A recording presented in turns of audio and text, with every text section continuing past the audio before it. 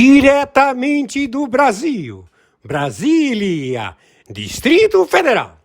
Quem vos fala, mestre Dinho, trazendo sempre informações na palma da sua mão, com notícias de utilidade pública, nacional e internacional.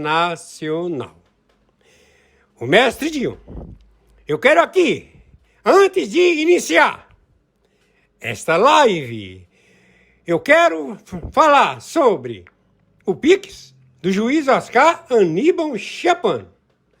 Pix, Oscar Aníbal Chapan, @gmail.com. Repito, Oscar Aníbal Chapan, @gmail.com. Está na descrição desse vídeo. Muito bom dia, boa tarde. Quem está falando é o senhor Oscar Aníbal Chapan, árbitro internacional. No dia de hoje, terça-feira, dia 6, meia dúzia, de 2026, atentado contra Jair Messias Bolsonaro, dentro do cativeiro da Polícia Federal em Brasília. Ele está sendo levado para fazer uma tomografia da sua cabeça. A família só tomou conhecimento e o cativeiro da Polícia Federal encontrou ele desacordado no chão, com hematoma no cérebro, na cabeça. Estamos já com as tropas da CIA, do Mossad, já em Brasília. Neste momento, estamos tomando todas as providências para o fim do cativeiro deste estrutura do Cartel dos Soles na América Latina, posicionado pela estrutura do Comitê Chinês, pela estrutura dos amotinados, espias e sabotadores, filhos da puta do Supremo Tribunal Federal. Estamos procedendo à captura, ao abate, ao extermínio dos terroristas, maoístas, filhos da puta do Pleno do Supremo Tribunal Federal, do Luiz Inácio Lula da Silva, do Alckmin, da estrutura do governo, da ORCRIM, Fórum de São Paulo, Grupo de Puebla, traidores à pátria, traidores, exterminadores da humanidade. Estamos procedendo com todas as tropas do Comando Sul, dos Kraken, do Mossad, do Exército do Sombra, estabelecidos em Brasília, a proceder imediatamente. Estamos em guerra contra a República Federativa do Brasil, deste impostor, falsa identidade, filho da puta, que se faz chamar Luiz Inácio Lula da Silva, e a puta que o pariu, foragido filho da puta, de Alexandre de Moraes, de Dino, do Fachin, da Carmen Lúcia, do Gilmar Mendes, do Toffoli, da puta que te pariu, dos que procedem com informações de narrativas destes terroristas, da emissora Globo, da emissora CNN, de todos estes filhos da puta, e também dos membros do Secretaria-Geral Permanente da ONU. Estamos procedendo imediatamente. Somos 125 países signatários do Tribunal Penal Internacional, com seus exércitos posicionados ao combate imediato.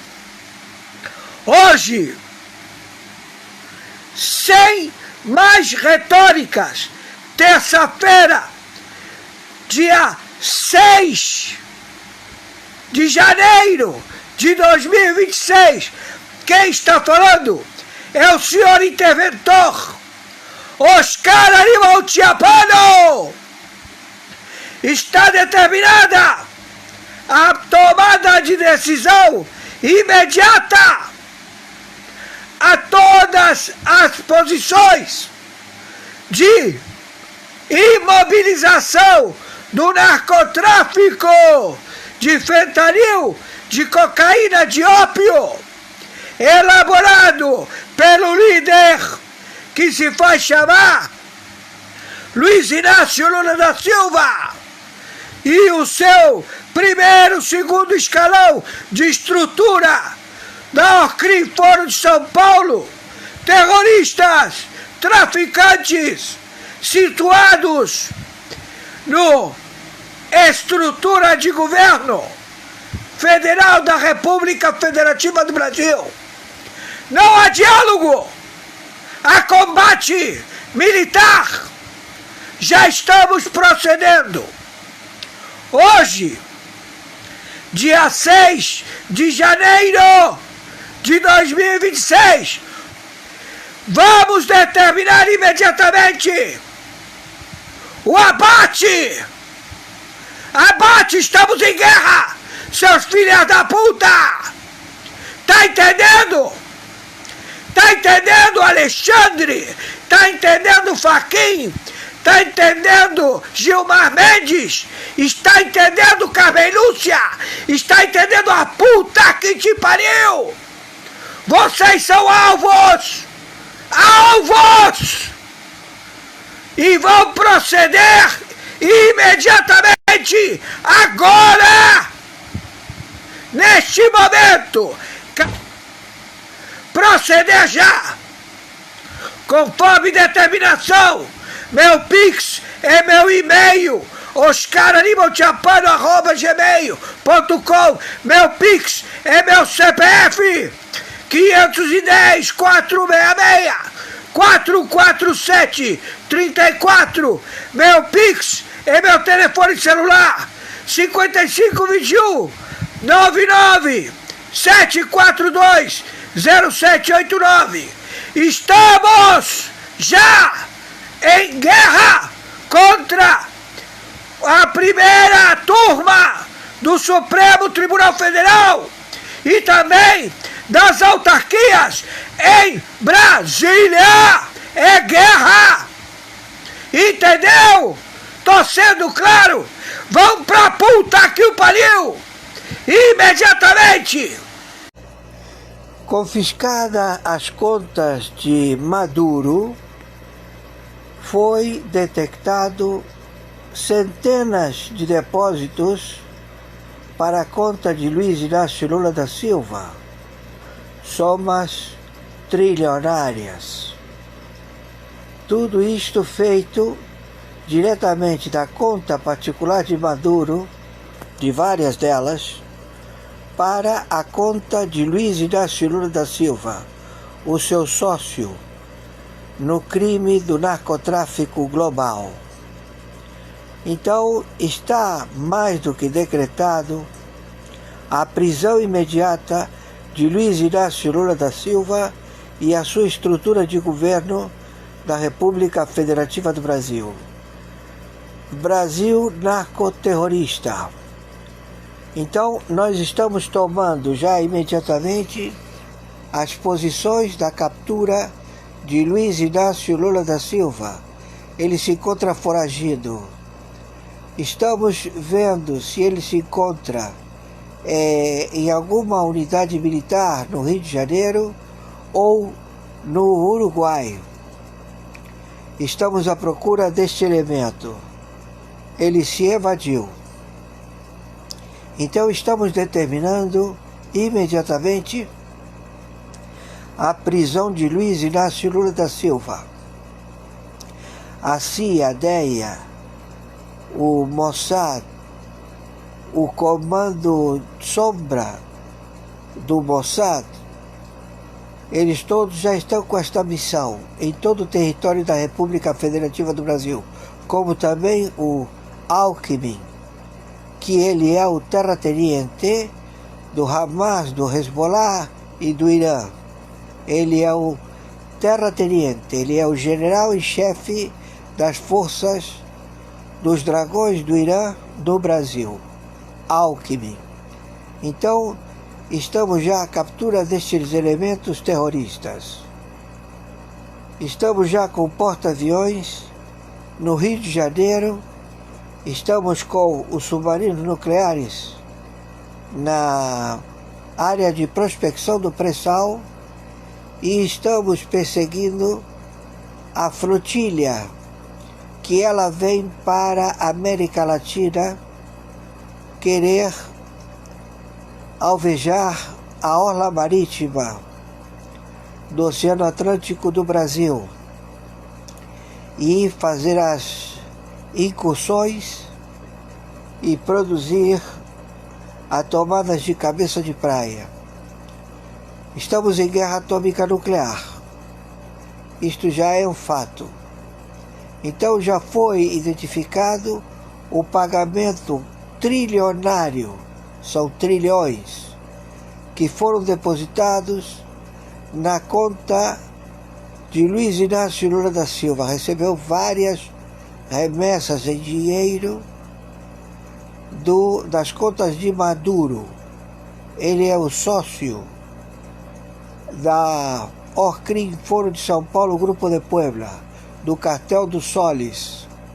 São 4 cartéis. Um pertence a Diosdado Cabello, outro pertence ao Maduro, outro pertence ao Saab e o outro pertence ao Alex Sabi. Entenderam? Então, são 4 rotas diferentes de tráfico de drogas feitas pelo cartel dos Soles. Ou seja, os generais, eles estão divididos em 4, sendo o cartel dos Soles, que servem a 4 mandatários da Venezuela. As tropas do Brasil invadiram a Venezuela, incursionando à frente do posto da Venezuela, ou seja, as tropas do Brasil invadiram já a área de fronteira da Venezuela do outro lado, se estabelecendo porque os Estados Unidos da América já têm toda a logística e administração durante 15 anos da Venezuela, a colocar toda a administração, a tirar a hambrura, a tirar todo o procedimento de pagamentos de $1 de salário mínimo, R$5. O que uma pessoa vai fazer com R$5? Então já está determinada a posição administrativa dos Estados Unidos da América. Estamos também procedendo com a Colômbia. Não há o que dialogar com Petro. Todos os tratados estabelecidos mais de 50 anos com a Colômbia com a Aliança do Atlântico Norte, foram todos e estão todos suspeição. Não podemos perder o posicionamento desta administração na Colômbia, dos Estados Unidos.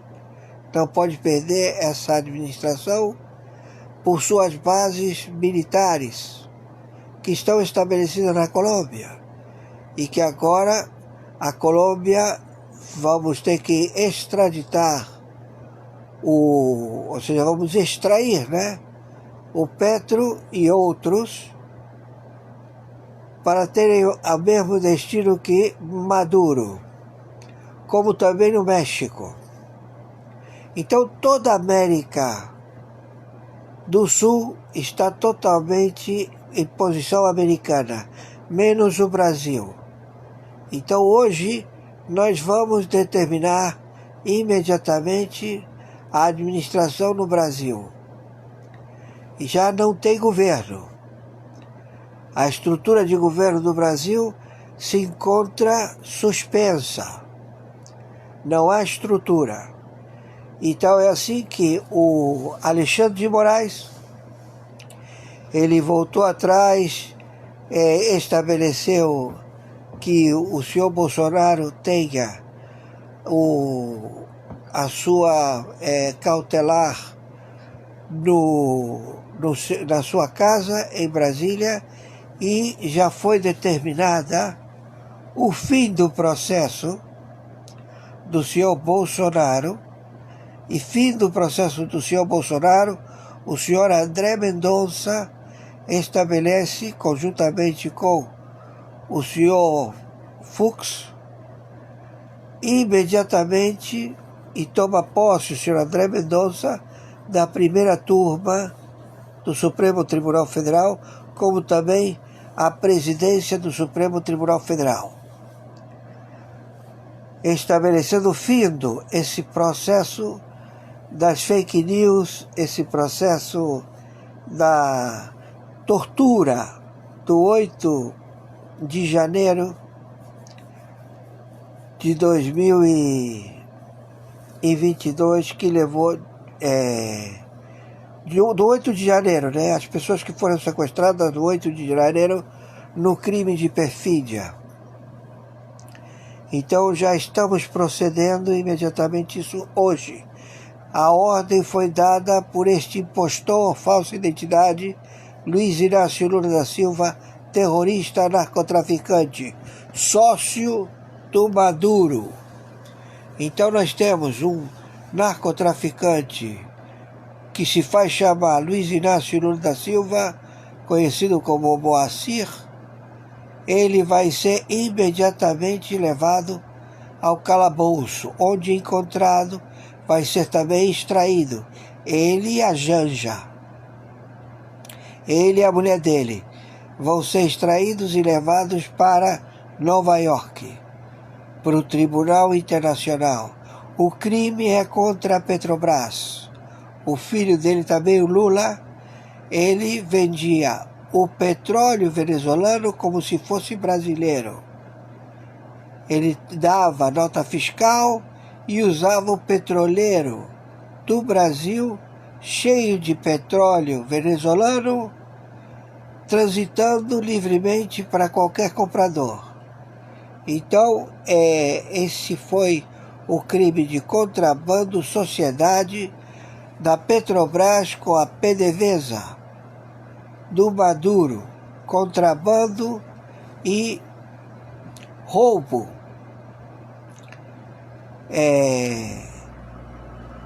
Qualificado do direito de transação financeira da Petrobras. Utilizaram a Petrobras mais uma vez para vender petróleo venezuelano e estabelecendo na sua contabilidade como se fosse petróleo brasileiro.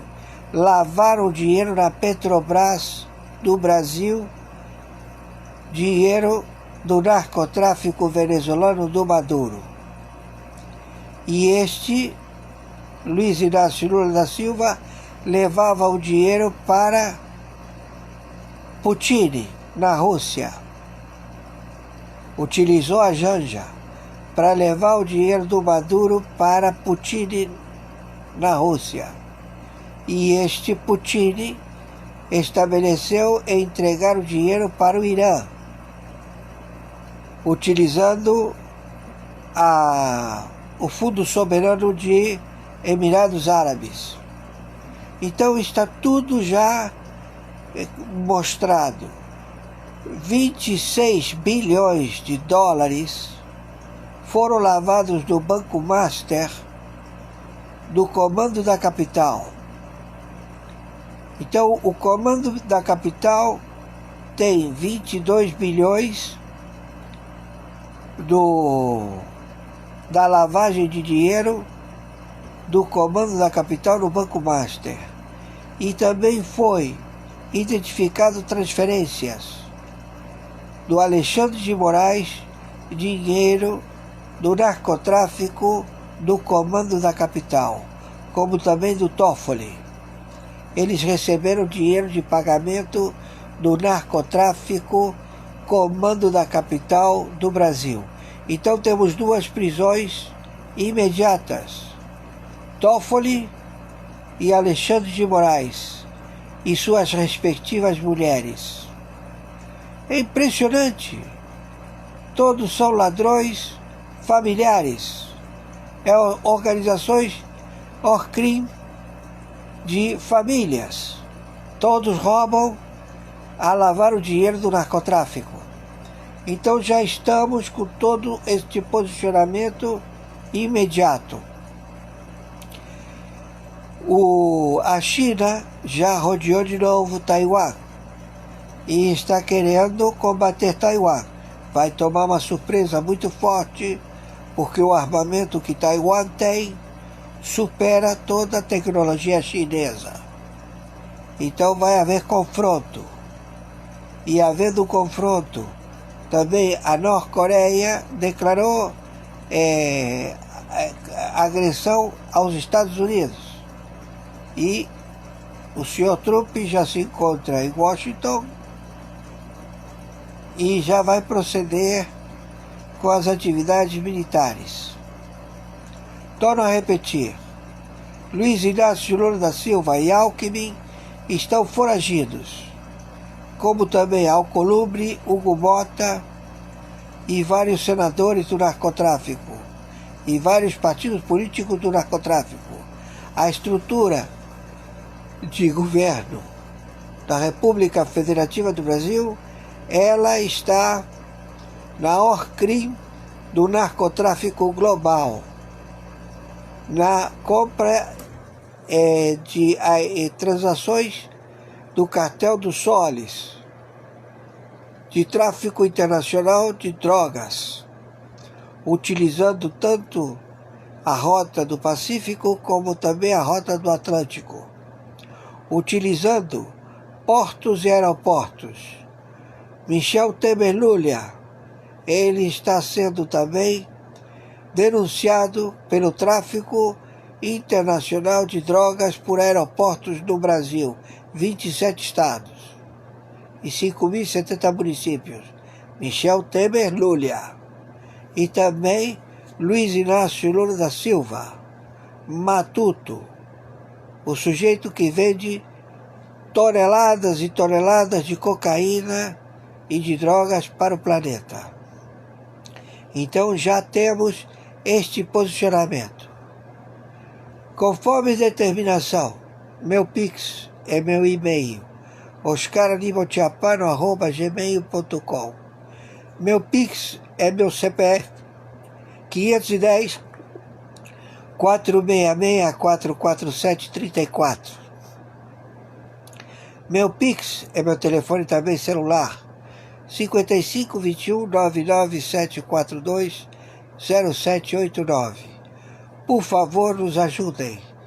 Temos que pagar o telefone e a internet.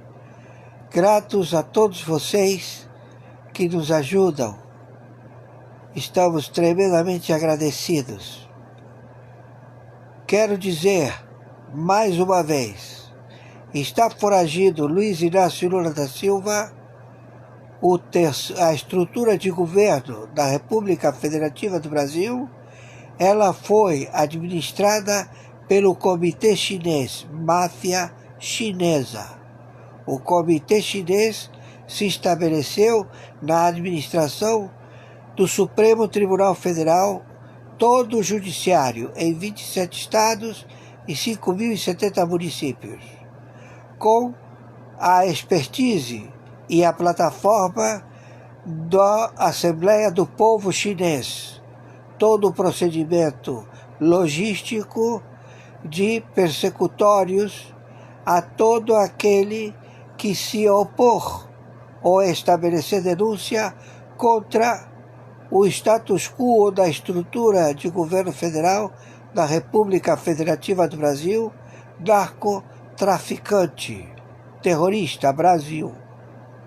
Ele é um elo importante na Orcrim Foro de São Paulo, Grupo de Puebla, onde já todos os integrantes das fronteiras secas do Brasil, onde se encontram os narcotraficantes combatendo já com as forças dos Estados Unidos da América estabelecidos no Paraguai, estabelecidos na Argentina, estabelecidos no Uruguai, no Peru, no Equador, estabelecidos na Venezuela, que tomou não somente a Venezuela, como também Guacibo, a Guadiana, já está tudo tomado pelas unidades do Exército Marinha Aeronáutica dos Estados Unidos da América. Então nós já estamos posicionados à invasão da República Federativa do Brasil. Estados Unidos da América já está com um contingente americano para tomar Brasília e 27 estados. O Exército Marinha Aeronáutica Brasileiro vão exercer a junta militar administrada pela logística dos Estados Unidos da América em 27 estados e 5.070 municípios, a ser administrado durante 15 anos. 15 anos é o que está estipulado para toda a América do Sul. Este procedimento já está tudo pago. Ou seja, o projeto já está pago. Então, todas as forças dos navios e todo o contingente militar vai desembarcar na República Federativa do Brasil. Quem está falando é o senhor Oscar Aníbal Chapano. Maiores informações entraremos em contato. Selva, estamos à procura do Alckmin, do Alcolumbre, do Hugo Mota, de presidentes de partidos políticos comunistas, também dos integrantes do Comando da Capital, do Comando Vermelho, da Família do Norte, de 88 facções do narcotráfico estabelecidos no território da República Federativa do Brasil, das Farc, do ELN, do Golfo, Cartel do Golfo, dos Trem da Aragua, do Cartel de Sinaloa, todos eles que se evadiram para o Brasil e se estabeleceram em 27 estados e 5.070 municípios. Estamos em guerra contra o narcotráfico global. Por favor, viralize isto imediatamente. Tá bom? E o Comitê Chinês é o Comitê da Assembleia do Povo, máfia chinesa, de tráfico de drogas, de fentanil, ópio e também de armas, de urânio enriquecido, tudo feito pela China. Então já está tudo com fatos, atos e circunstâncias que levam todos vocês do da estrutura do governo da República Federativa do Brasil, da ORCRIM, do crime organizado, de mais de 88 facções do narcotráfico que se estabeleceram em 27 estados e 5.070 municípios, conjuntamente com as Farc, com o ELN, com o Irã, com o Hezbollah, o Hamas, com o Estado Islâmico, com o ISIS, todos estão no território da República Federativa do Brasil. Então nós já temos o posicionamento deles e estamos no combate. Força letal, guerra. O Brasil está em guerra. Por favor, finalize isto o máximo possível. Selva. Atenção, atenção, a corda arrebentou pro Lula, gente. Segura isso aqui, o que acabou de sair nos bastidores do poder não é normal. E se você acha que já viu crise política antes, se prepara porque isso aqui é outro nível. Agora, nesse exato momento, um aliado direto de Donald Trump jogou gasolina no incêndio e detonou publicamente o governo de Lula. E não foi só discurso, não. Decisão confirmada, documento em circulação, movimento coordenado. Fontes ligadas à Casa Branca afirmam que Lula não está aguentando a pressão que começou a se formar agora. O clima mudou, o tom endureceu e o Brasil entrou oficialmente no radar de uma disputa internacional pesada. Depois da captura de Nicolás Maduro, tratada por aliados de Trump como ponto de virada histórico na América Latina, o foco virou o Brasil. E por quê? Porque, segundo essas informações, o governo brasileiro teria se exposto demais, assumindo posições que não caíram nada bem em Washington. Nos bastidores, a palavra usada é uma só: alinhamento. E não um alinhamento comum, mas um alinhamento perigoso. O aliado de Trump foi direto, sem rodeio, sem diplomacia. Governos que passam pano para ditaduras vão pagar um preço alto. Essas foram as palavras do aliado do Trump. Essa frase não foi jogada ao vento, ela veio acompanhada de movimentos concretos, articulações políticas, pressão econômica e uma sinalização clara de que a paciência acabou. Tem aqui o vídeo do aliado do Trump, tem aqui o vídeo do Alan dos Santos chegando para revelar uma bomba que acabou de ser confirmada. E sabe quem foi citado em reuniões fechadas que acabaram de acontecer? Olha só, Lula, Itamaraty e a postura brasileira diante da captura do Maduro. Fontes internacionais afirmam que o governo brasileiro está sendo monitorado nesse momento. Relatórios já circulam apontando conivência diplomática, a pressão para rever acordos, parcerias e até sanções indiretas. O nome de Lula passou a ser visto como problema e não como aliado. E tudo isso acelerou depois do colapso do Círculo de Proteção de Maduro. E aqui ainda o cenário é mais pesado, porque as previsões que circulam são de isolamento total, quebra definitiva de apoio internacional, possível extradição ou julgamento internacional. E o mais grave, efeito dominó em governos que o apoiaram. Ou seja, Maduro pode ser só o primeiro da fila. Meu Deus, olha aí, gente. Maduro é o primeiro da fila, viu? Analistas ligados ao campo conservador americano avaliam que Lula pode enfrentar pressão econômica indireta, constrangimento diplomático público, perda de prestígio internacional e um desgaste político interno sem precedentes. Tem gente dizendo com todas as letras que Lula entrou numa sinuca de bico.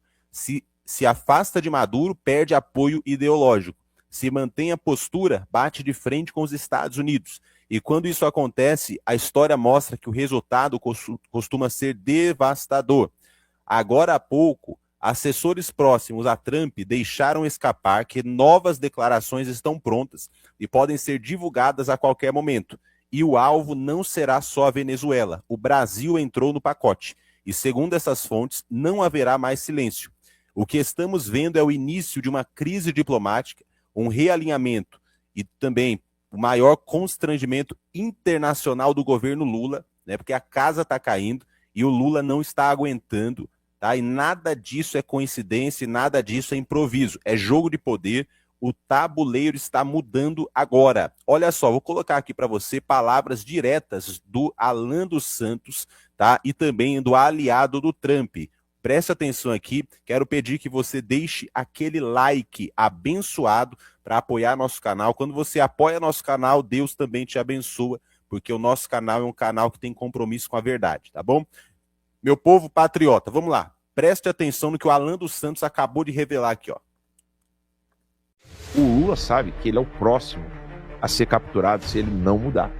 Lula está preocupado, fez um grande acordo com o Trump só para livrar o ditador da toga, Alexandre de Moraes, mas vai ser cobrado do Lula eleições livres, sem corrupção e mercado. Quando ele viu Maduro sendo capturado, ele sabe que o Maduro não foi sequestrado, ele foi capturado porque ele é criminoso. O Lula sabe que ele é o próximo a ser capturado se ele não mudar. Cadê o Putin agora, Lula? Cadê o Xi Jinping? Fala pra mim! Desculpa, o pessoal não gosta que eu grito. Cadê o Putin, Lula? Cadê o Xi Jinping? Onde estão os caças russos da Venezuela, Lula? Decolaram 6 horas depois. Vocês viram isso? E A voz da Venezuela, você viu isso? Eu vi. a Venezuela tinha comprado aqueles radares, né, naves, né, anti-aviões, para poder identificar os aviões, identificar aeronaves, e os 12 falharam. Os 12 radares que a Venezuela... Provavelmente alguma tecnologia americana apagou com todos eles. Eu quero fazer essa pergunta pro Ramage. Cadê a segurança bélica de Rússia e China na Venezuela, Ramage? Caríssimo. E que o Maduro vendia pelo petróleo. Sim. Passava o petróleo para a China e para a Rússia a preços para ter um componente bélico de sua defesa. Eram baterias antiaéreas, terra-ar, de longo alcance, de médio alcance, de curto alcance. O Maduro estava achando que ele tinha um dome, igual o de Israel, mas não. Foi furado completamente e rapidamente pelos norte-americanos. O Lula, ele teve que rebolar para fazer aquela declaração naquele Twitter dele. O Lula, ele mostrou exatamente ali a condição onde ele se está hoje. O Lula quer fazer acordo com o Trump, que estava vendo que a batata estava assando para eles. Aquele quadro é muito elucidativo. Quando coloca as Farc junto do Foro de São Paulo, não é uma especulação ou uma ciência de trabalho, não. As Farc participavam da origem do Foro de São Paulo como membro assinante dessa origem. Opa, vai botar... os radares chineses da Venezuela. Lança aí, eu continuo depois. Não, o vídeo tá em X. Então, o Lula, o que ele teve que fazer ali? Ele não falou sobre Estados Unidos, não falou o nome do Maduro, ficou falando em paz na região, soberania, quando a gente sabe que é soberania atacada, são os países que recebem essas drogas, que são furtados em toda a parte contábil, os ilícitos internacionais, a perseguição à direita de um presidente Maduro ilegítimo, reconhecido internacionalmente como fraudada as eleições deles, perseguindo, prendendo, calando opositores, deixando o país na miséria. Foi isso que foi feito do Maduro. Então você volta para o Foro de São Paulo, o Lula, o que ele fez ali? Ele está querendo um acordo com o Trump, mas ao mesmo tempo ele tem que atender não a militância dele, mas os outros acordos que ele tem com Cuba, com Venezuela, com China e Rússia. Ao final da declaração dele, ele cita a ONU, Organização das Nações Unidas. E esse momento é a grande virada no tabuleiro geopolítico mundial. A ONU se tornou já há muito tempo apenas burocracia, fraude de recursos, apoio a socialismo e a globalismo, cobrando dos Estados Unidos acordos internacionais quando a China não respeita nada que é acordado no mundo, representações inúmeras contra Israel e proteção desses terroristas. O que os Estados Unidos fez agora? Passou por cima da ONU. Não importa mais o que a ONU fazendo sua defesa do lado que não é do hemisfério ocidental. Hemisfério ocidental, quando eu falo, é a tradição da ética judaico-cristã, do direito romano e da filosofia grega, que trouxe a nossa civilização. Não. Estava tudo pronto para nos destruir como cultura. Então, o americano, ele usa internacionalmente 4 armas. Sua diplomacia, que passou por cima completamente, não existe mais. Inteligência, economia e militar. Foi o que ele usou. Como fundamento principal, o claro tráfico de drogas, que só aumentou, aquele fentanil que a China fica abastecendo para destruir a sociedade norte-americana, está cheio de walking, né? Zumbis aí nas ruas, walking dead aí pelas ruas. Esse foi o fundamento principal. Mas quando a gente sabe, como eu acabei de falar aqui, o controle do petróleo, que a gente fala, nós vamos controlar quantos, e eles estão dando entrevista, o Marco Rubio deu uma entrevista agora para a NBC ontem, foi muito elucidativa também, que eles perguntam, você que vai governar lá? Não, nós estamos no controle sim. Estamos no controle, vamos levar infraestrutura para beneficiar o venezuelano, é uma verdade, vai jorrar petróleo para o mundo, vai baixar a inflação no mundo e com fundamento de proteção norte-americano também. O que o americano deseja foi a decisão do Trump, que é contra, inclusive, o que o norte-americano ele não está querendo guerra mundial, mas ele está protegendo é defesa nacional. O americano não quer no quintal dele, as Américas, nos vizinhos dele, esses proxies chineses. Trump imputou, colocou 3 derrotas agora à China, e a China só pisou para trás. Foi no Irã, que estava ali abastecendo os muçulmanos, invadindo a Europa e querendo acabar com Israel, destruiu ali a questão do Irã, o Irã deve virar. A China bota muito dinheiro no Irã. Faixa de Gaza, pela questão também ideológica, religiosa, Israel é a única democracia no local, e proteção do povo judeu. E Gaza tem gás natural, é um problema da dependência da Europa com a Rússia. E o que ele precisa das Américas? Petróleo, Venezuela, terras raras, o Brasil fez o acordo Lula, e prata, porque o grande componente condutor de eletricidade que está no México e no Peru, ele está olhando para tudo isso. Nós temos que entender essa geopolítica mundial. Então, aqui não vai ter países socialistas proxies da China para infernizar e trazer miséria para o povo, e vai ser uma grande comunidade de desenvolvimento. Se ele ficar refém de China, Rússia e demais desses componentes, nós estamos perdidos como sociedade ocidental. Sociedade ocidental que defende a família e a fé cristã. Então, tudo está em jogo neste momento agora. Atropelou aquela geopolítica da diplomacia ONU, de multilateralismo, deu todas as chances para o Maduro, inclusive, conversou, ele poderia se entregar, e aí parece que agora ele se entregou sim. Houve uma grande operação, mas ele chegou bem nos Estados Unidos. Ele chegando bem nos Estados Unidos, o corpo fala. A gente entende que vai vir uma grande delação aí. Não é coisa imediata, nem que vai ser declarada imediatamente, mas aos poucos. Porque o Hugo Carvajal, de lá, já colocou muito do que acontece aqui na América Latina. O Maduro tem muito para demonstrar para ter um alívio de pena. Então, eu acho que o componente todo da América Latina vai ter bons frutos com essa mudança.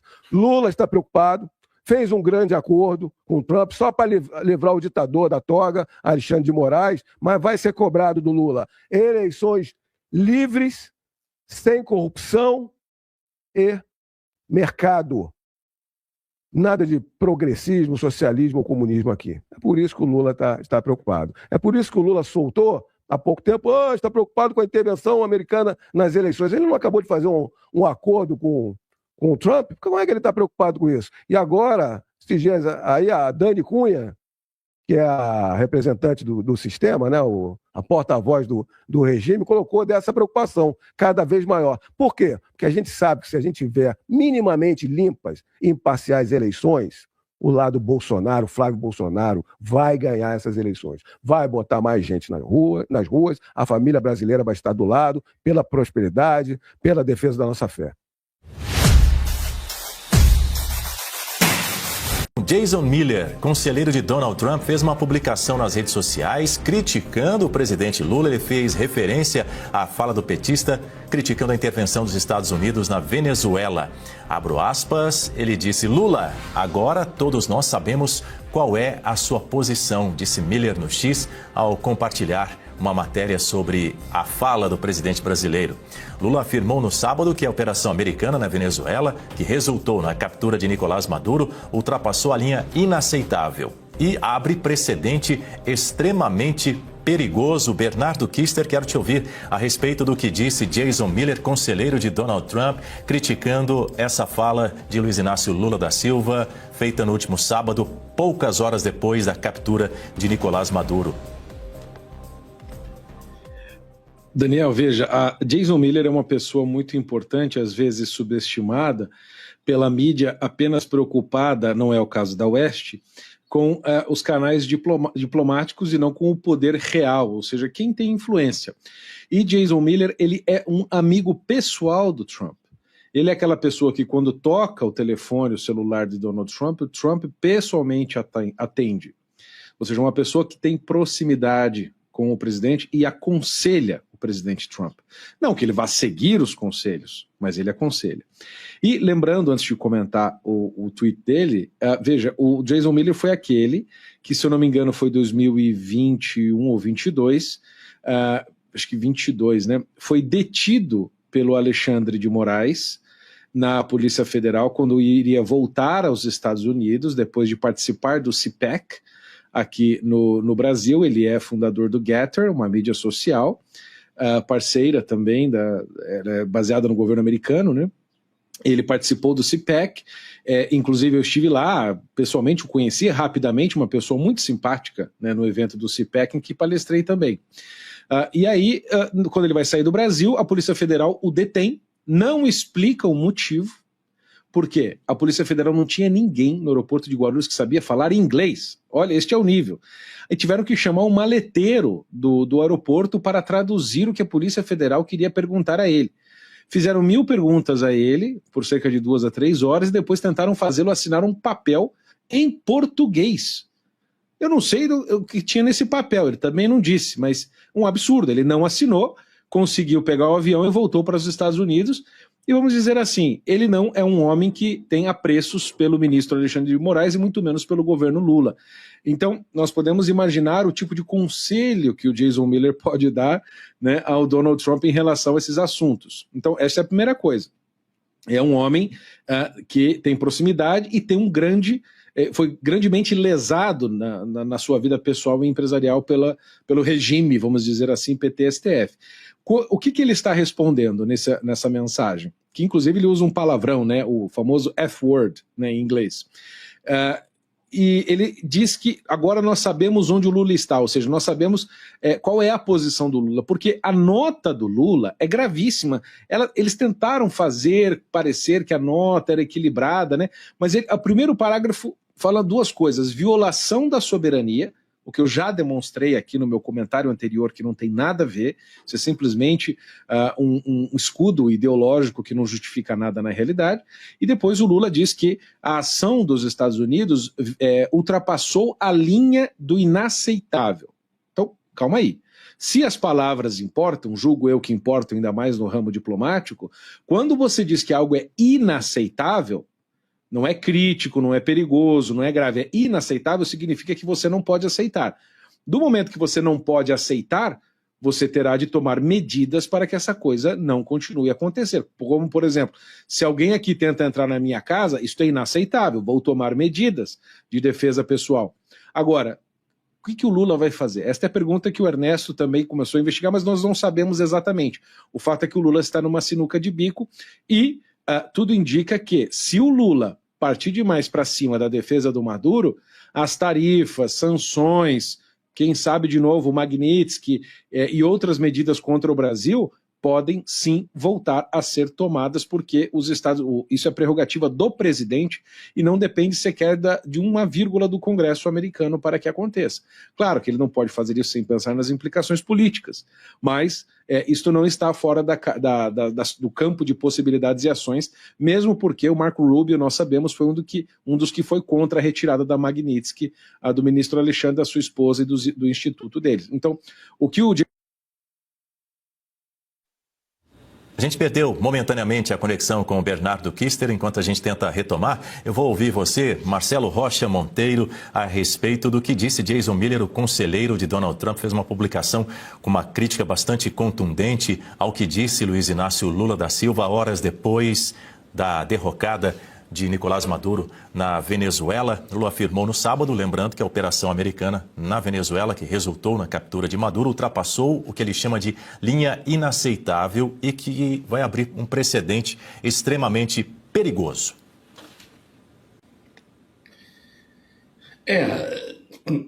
Naturalmente, todos nós já esperávamos esse tipo de manifestação do governo brasileiro, porque o governo Lula, como de resto, todo o PT e seus apoiadores sempre colaboraram, sempre defenderam, sempre foram muito próximos, né, da ditadura chavista, da ditadura venezuelana, desde antes do Nicolás Maduro chegar ao poder, desde os tempos do Hugo Chávez, né? Então, apesar da redação da postagem, né, que diz, agora nós já sabemos, Lula, de que lado você está, né? Na verdade, muito antes disso, todos nós já sabíamos, pelo menos nós brasileiros, né? Nós temos uma refinaria em Pernambuco, que é a Abreu e Lima, cuja solenidade de lançamento da pedra fundamental, de início das obras, ainda em 2007, se não me falha a memória, já contou com a presença do Hugo Chávez. O Lula fez questão, tem fotos, tem esse registro na imprensa, de ser fotografado ao lado do ditador venezuelano no lançamento dessa obra, que até hoje não está pronta, diga-se de passagem, que tinha um orçamento de aproximado de 7 bilhões de reais, está chegando perto dos 60 bilhões de reais. Hoje em dia virou um símbolo de corrupção durante as investigações da Operação Lava Jato, mas que é também um símbolo da proximidade entre esses dois governos esquerdistas e corruptos, né? Que são o governo do PT, do Brasil, e o governo bolivariano na Venezuela. Então, na verdade, nós já sabíamos e não estamos surpresos. Plantão urgente. Corre e pegue a pipoca, sente-se e aperte o cinto de seguranças porque o que trago agora é bombástico. A casa caiu para Lula. Já descobriram que Lula recebia dinheiro do governo venezuelano. O que começou como murmúrio de bastidor agora virou o assunto mais explosivo do dia nos círculos políticos internacionais. Informações que circulam em ambientes de inteligência, relatos atribuídos a fontes estrangeiras e análises de bastidores indicam que membros centrais do regime venezuelano teriam decidido cooperar com autoridades internacionais, não como gesto ideológico, mas como estratégia de sobrevivência. E o impacto dessa possível virada seria devastador para toda a esquerda latino-americana. Segundo esses relatos, ministros ligados ao Supremo venezuelano e integrantes do alto comando da defesa estariam negociando acordos de colaboração fora do país. A narrativa que corre é de que contas associadas a Nicolás Maduro teriam sido rastreadas, bloqueadas e colocadas sob análise minuciosa.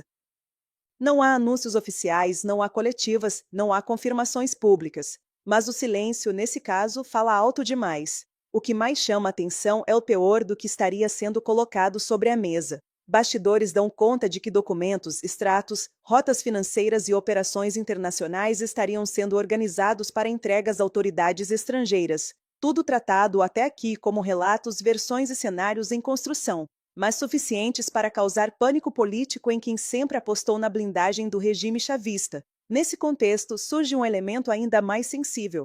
As informações que circulam sugerem que parte desses recursos não teria permanecido apenas na Venezuela. Haveria registros de transferências, intermediários e estruturas financeiras externas. O Brasil aparece nessas conversas como ponto de interesse não por acusações formais, mas por ligações políticas históricas entre o PT e o chavismo, sempre negadas oficialmente, mas amplamente debatidas nos bastidores. Fontes descrevem um ambiente de tensão absoluta em Brasília. Lula, segundo relatos de bastidor, estaria cercado de preocupação, não porque haja uma acusação direta, mas porque uma delação internacional muda completamente o ambiente político, muda o discurso, muda a pressão externa e muda a disposição de aliados. O medo não seria de um processo imediato, mas do desgaste irreversível de narrativas que sustentaram alianças por décadas. O cenário internacional também pesa. O endurecimento da política externa americana, a vigilância sobre fluxos financeiros ligados a regimes considerados hostis e a experiência histórica de delações devastadoras fazem com que essa hipótese não seja descartada. Quando ministros e generais passam a negociar colaboração, não se trata mais de bravata ideológica. Trata-se de autopreservação. Relatos que circulam atribuem a esse movimento o nome de uma operação ampla, tratada como um desmonte completo da estrutura do regime. Uma leitura recorrente é que a Venezuela teria deixado de funcionar como Estado tradicional e passado a operar por anos, como um sistema híbrido de poder político e economia ilícita. Se isso for detalhado em delações, o impacto não se restringe a Caracas. É por isso que o clima é de absoluto desconforto entre governos alinhados à esquerda. O silêncio público contrasta com a correria privada. Assessores tentam medir danos, aliados evitam entrevistas e o discurso oficial se limita a negar qualquer coisa sem sequer mencionar o assunto. Mas o tema domina conversas reservadas. E é justamente no meio dessa tempestade que surgem detalhes ainda mais sensíveis, envolvendo diretamente o Brasil, o PT e o próprio Lula, segundo as versões que circulam fora do país.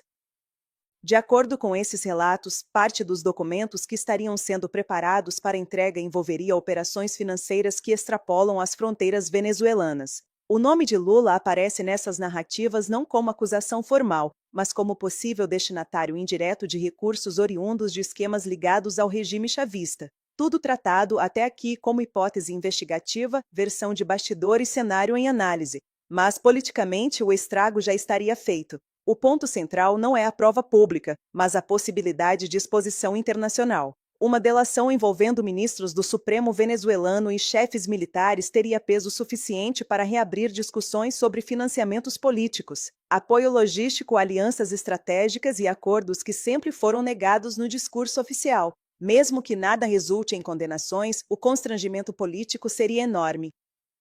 Relatórios citados nesses bastidores descrevem a Venezuela como um exemplo extremo do colapso de um país riquíssimo em recursos naturais. Reservas gigantescas de petróleo, ouro e minerais teriam sido usadas como moeda política para manter o regime, financiar alianças e garantir lealdade militar. Segundo essas versões, quando o petróleo deixou de ser suficiente, outras economias ilícitas teriam ocupado espaço, sempre com proteção estatal. A narrativa que circula aponta que setores militares teriam sido cooptados, autorizando operações irregulares em troca de proteção política e financeira. É justamente esse ponto que tornaria a delação tão perigosa. Generais e ministros não falariam apenas por vingança, mas porque teriam documentos, registros e cadeias de comando que comprometem muita gente além da Venezuela.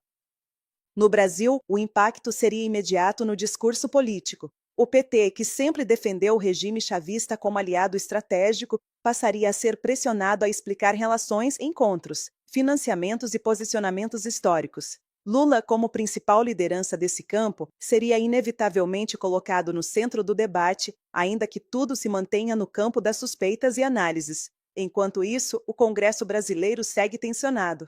Decisões recentes envolvendo parlamentares de campos opostos, recursos ao STF e acusações de seletividade institucional só aumentam a percepção de que o sistema reage de forma diferente conforme o lado político. Esse ambiente alimenta ainda mais a narrativa de que uma grande revelação internacional poderia desorganizar completamente o jogo interno. O que fica claro é que o medo não está no que já foi provado, mas no que pode ser revelado. Delações não começam com anúncios.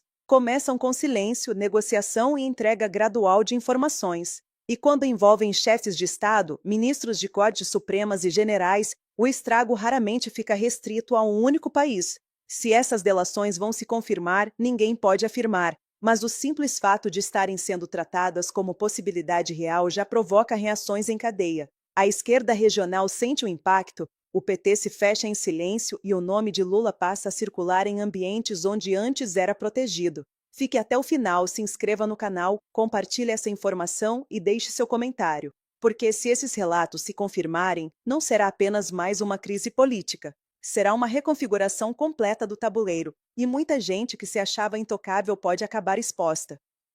O ex-sancionado Alexandre de Moraes disse nesta terça-feira 6 que Jair Bolsonaro não precisa de remoção imediata para o hospital.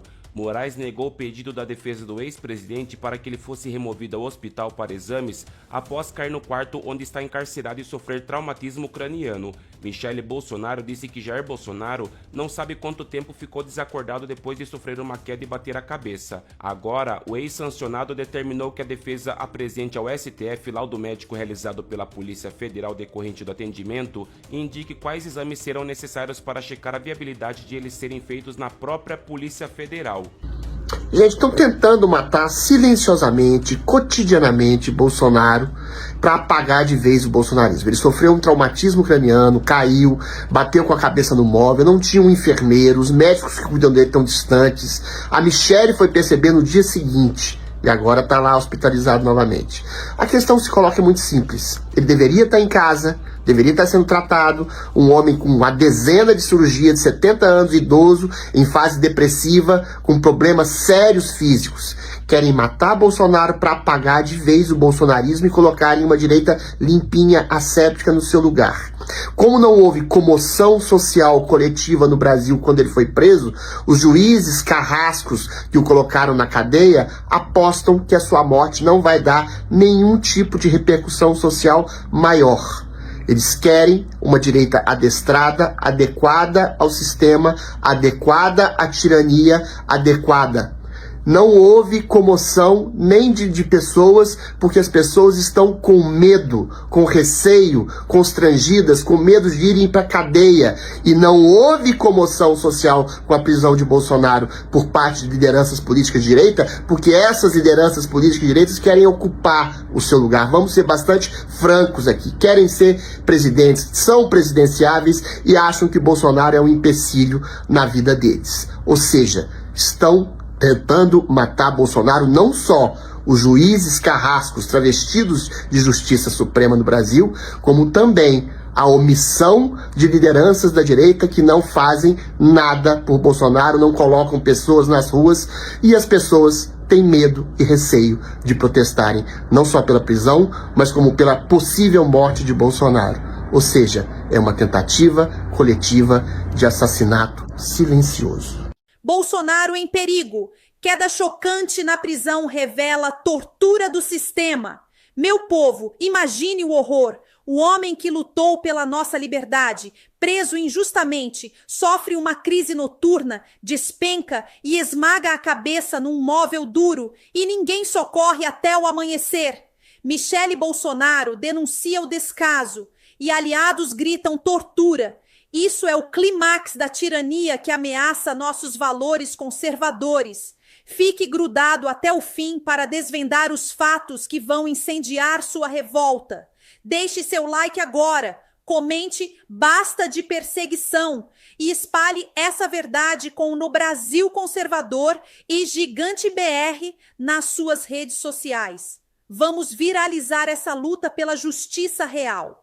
A ex-primeira-dama Michele Bolsonaro, sempre ao lado do marido com a força de uma leoa conservadora, revelou detalhes alarmantes sobre o incidente ocorrido na madrugada desta terça-feira, 6 de janeiro de 2026. Segundo ela, Jair Bolsonaro, enquanto dormia na sala de Estado-Maior da Superintendência da Polícia Federal em Brasília, onde cumpre uma pena controversa de 27 anos e 3 meses, sofreu uma crise repentina. Ele caiu da cama e bateu violentamente a cabeça em um móvel próximo. O quarto permaneceu trancado durante toda a noite e o socorro só veio quando os agentes o chamaram para a visita matinal de Michele. Durante a madrugada, enquanto dormia, teve uma crise, caiu e bateu a cabeça no móvel. Como o quarto permanece fechado, ele só recebeu atendimento quando foram chamá-lo para minha visita, declarou Michel em depoimento à imprensa, demonstrando a resiliência familiar que é pilar do conservadorismo, onde a esposa não abandona o guerreiro em batalha. Essa revelação ecoa como um grito de alerta para todos que defendem a ordem, a família e a pátria contra o que muitos veem como um sistema opressor. O médico Cláudio Birolini, responsável pelo cuidado de Bolsonaro, confirmou à emissora CNN Brasil que o ex-presidente está bem no momento, mas passará por uma avaliação mais detalhada para descartar complicações. Em declaração à Gazeta do Povo, Birolini enfatizou que Bolsonaro está conversando normalmente e que a equipe médica considera a possibilidade de levá-lo de volta ao Hospital DF Star para exames complementares. Essa cautela reflete a seriedade do incidente, especialmente considerando o contexto de saúde do líder conservador que já enfrentou batalhas médicas no passado, sempre superando com a garra que inspira milhões. Mas aqui o que choca é o atraso no atendimento, em uma nação que preza pela vida e pela dignidade humana, valores centrais do conservadorismo realista. Como permitir que um preso, independentemente de posição política, fique horas sem ajuda após um trauma craniano?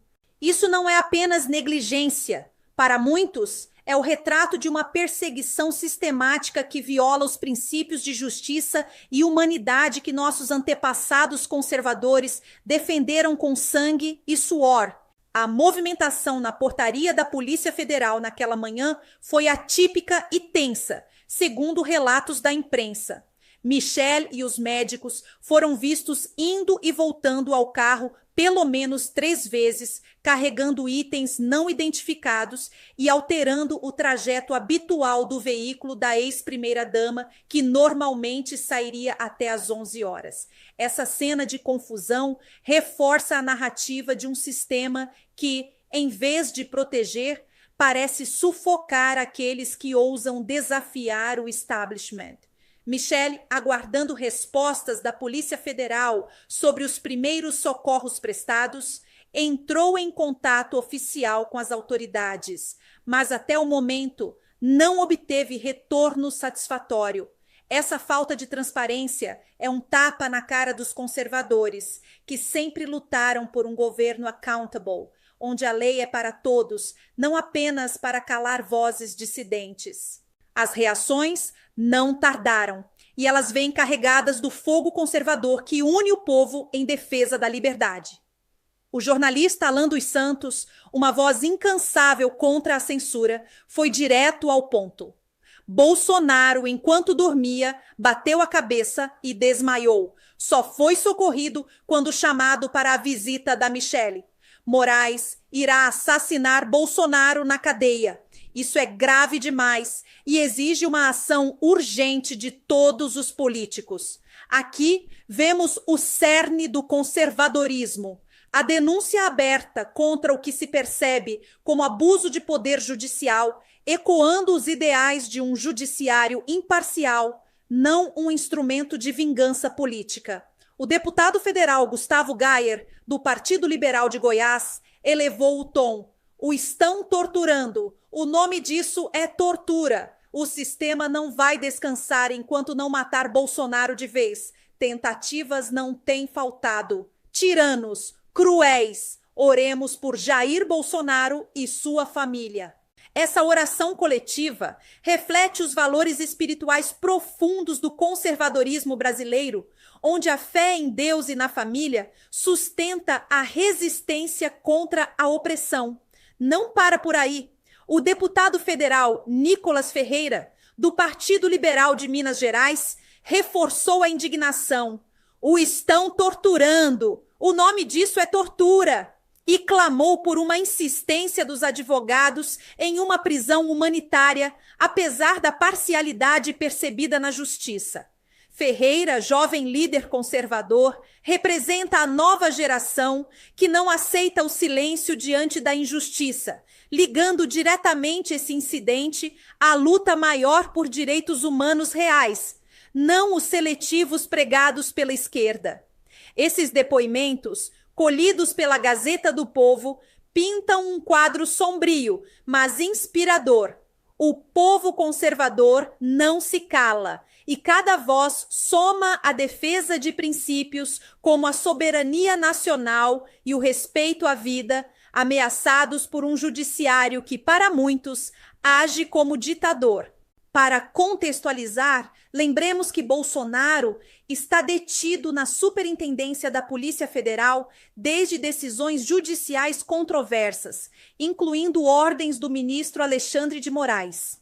Recentemente, Moraes concedeu 5 dias para a Polícia Federal explicar ruídos de ar-condicionado na cela de Bolsonaro, um detalhe que soa irônico diante de um trauma craniano ignorado por horas. Além disso, visitas familiares foram barradas, como a de Carlos Bolsonaro após uma cirurgia, destacando o que aliados chamam de isolamento cruel. Essa sequência de eventos não é isolada. Ela se conecta a uma narrativa maior de perseguição política, onde o conservadorismo é testado em sua essência. A defesa da democracia verdadeira contra o autoritarismo disfarçado de lei. Em um país onde valores como patriotismo e família são sagrados, ver um ex-presidente tratado assim desperta a fúria justa do povo, que clama por reformas que restaurem a ordem conservadora. Mas o que isso significa para o futuro? O incidente reforça a urgência de uma mobilização conservadora ampla. Aliados como Geyer e Ferreira apontam para uma tortura sistemática, ligando ao histórico de tentativas contra Bolsonaro, de facadas a processos intermináveis. Isso não é mera política, é uma batalha espiritual e ideológica, onde o conservadorismo realista, ancorado em fatos e na tradição, confronta o caos imposto por elites que desprezam o povo. Michele, com sua postura firme, exemplifica a mulher conservadora, protetora, devota e incansável. Sua denúncia não é só pessoal, é um chamado para que todos os brasileiros que valorizam a liberdade se unam contra essa tirania. Enquanto aguardamos atualizações médicas, o povo deve refletir. Se isso acontece com Bolsonaro, o que virá para o cidadão comum que ousa pensar diferente? O conservadorismo ensina que a família, a fé e a pátria vêm primeiro. E esse episódio é prova viva de que esses pilares estão sob ataque. A Gazeta do Povo, voz confiável da direita. Bem, no Irã, a gente vai de uma tensão para outra nesse mundo. Agora, ao 9º dia de protestos contra o regime do líder supremo da República Islâmica do Irã, o Ayatollah Ali Khamenei, segundo a Human Rights Activist News Agency, uma organização que tem sede nos Estados Unidos e monitora direitos humanos, manifestações foram registradas em 222 pontos no país, incluindo 78 cidades e 26 províncias. O negócio é generalizado. O regime respondeu, como você imagina, com repressão. Há relatos de uso de gás lacrimogêneo, prisões em massa e também de armas letais contra manifestantes. O número de mortos é incerto, por causa, claro, das restrições impostas pelo governo iraniano. A circulação de informações é muito restrita. Mas dados compilados por grupos independentes indicam ao menos 20 pessoas relatadas mortas, entre elas 19 manifestantes e um agente de forças de segurança. Entre os civis, mulheres, adolescentes e... Claro, como ocorre em regimes autoritários, o governo do Irã cortou acesso à internet para tentar impedir o compartilhamento de imagens a respeito do assunto. Mas algumas circulam por aí, tá? Você está acompanhando aí um compilado que a nossa produção trouxe à tona aqui do meu lado, direto das redes sociais, o que se vazou e se pôde verificar que vinha de fato do Irã. Hoje, partes do serviço foram restabelecidas, mas com limitações, então a gente tem alguns desses vídeos que são de hoje, alguns dos últimos, como a gente falou, 8, 9 dias, o tempo pelo qual esses protestos duram. Nesse 9º dia chama atenção porque eles não arrefeceram, e vem depois, claro, do que aconteceu na Venezuela. Bem, por que o que aconteceu na Venezuela é tão relevante para isso? Eu vou pedir que a gente coloque na tela uma coisa que veio à tona na sexta-feira. Trump fez um alerta ao regime iraniano em meio a esse contexto através da Truth Social. Por favor, Daniel, produção, se a gente puder colocar aí na tela, a gente tem a fala do presidente americano, vamos lá. Está aí então. Se o Irã atirar e violentamente matar manifestantes pacíficos, que é o costume deles, os Estados Unidos da América virão ao resgate. Nós estamos com as armas carregadas e destravadas e prontos para ir. Obrigado pela sua atenção a esse assunto, presidente Donald J. Trump. Obrigado, Daniel. Desculpa aí interromper o fluxo das imagens. Normalmente, quando a gente fala de protestos, o pessoal gosta de ver, e a gente pode voltar então para as imagens que estão lá no solo. Foi a fala do presidente americano. Agora, ontem, a bordo do Air Force One, ele também reafirmou esse alerta. Isso aí nem eu tinha visto na coletiva. Temos então a sonora? Vamos lá. There's been protesters killed in Iran. You said we were locked and loaded, ready to go. What is the line there for when the U.S. is going to get involved in those protests? We'll take a look. We're watching it very closely. If they start killing people like they have in the past, I think they're going to get hit very hard by the United States. Bom, aí está então. O Ministério das Relações Exteriores do Irã acusou os Estados Unidos e Israel de interferência em assuntos internos e de incentivarem a violência. Ao mesmo tempo, o Irã também confirmou que recebeu mensagens dos Estados Unidos, isso hoje, tá? Sobre possíveis negociações no âmbito do programa nuclear, mas disse que não dialogaria sob pressão. Isso aí é coisa interessantíssima. A pressão americana também tem aí algum efeito quando a gente fala a respeito dos protestos, não só falando do regime, mas do outro lado, o dos manifestantes. Imagens do presidente americano, algumas já devem ter passado na tela, e se não vão passar aí, elas estão circulando em loop. Mas também foram vistas, aí está então, imagens do presidente americano afixadas em pôsteres, com os dizeres então em Farsi, a língua persa, a língua do Irã: o povo iraniano espera por você. Em alguns protestos, manifestantes gritaram até morte a Khamenei. Coisa que não se via fazia tempo, tá? O Pahlavi é nosso rei e Trump está do nosso lado foram alguns dos slogans que foram ouvidos. O príncipe Reza Pahlavi, que é opositor do regime iraniano, filho mais velho do antigo Shah do Irã, vive há décadas no exílio. Isso é uma das questões aí que vem à tona, entre os motivos do descontentamento, claro, a continuidade da opressão, mas também a questão da moeda iraniana ter sofrido forte desvalorização e a questão econômica, greves, fechamentos de loja e por aí vai. Então também tem economia na mira. Indo da notícia para análise, por favor, corta para mim, Daniel, vamos fazer aqui um breve adendo a respeito do assunto. E eu quero ligar isso com a primeira notícia da qual a gente tratou, e claro, com a análise que eu trouxe agora há pouco das entrelinhas das notícias naquele segmento do Na Mira do Marcos. Deixa eu ver até se... Eu tô adorando isso aqui, vamos ver se eu consigo jogar aqui pra segunda câmera. Tá fora de foco, depois a produção me ajuda, vou ter que jogar aqui de volta. Eu tô adorando isso aí, pessoal. Falem se vocês gostaram com 2 câmeras, eu achei que dá pra gente dar aquele dinamismo que há tempos eu queria ter nesse programa aqui do Epoch News. Bom, indo então da notícia pra análise. Um dos pontos interessantes aí é que a República Islâmica do Irã, com, claro, tantos regimes autoritários no mundo, alguns de diferentes naturezas e diferentes relações com parceiros, tem um papel característico que é particular, vamos colocar nesses termos. A gente pode até traçar um paralelo com a Venezuela, que era um aliado do regime iraniano.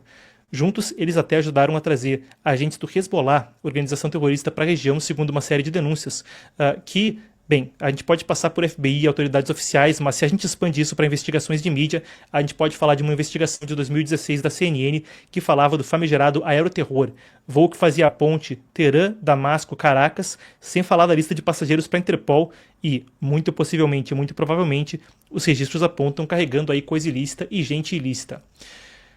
O ponto é, como a Venezuela tinha um papel de ser um hub para adversários americanos na região, China, Rússia e Irã, habilitando a atuação de grupos terroristas por aqui, e claro, dizem as denúncias, articulando também grupos radicais de extrema esquerda, guerrilhas narcoterroristas e por aí vai por toda a região, o Irã também tem um papel, além do autoritarismo interno, de ser um hub regional para outras espécies de ações aí, não muito republicanas, vamos colocar nesses termos.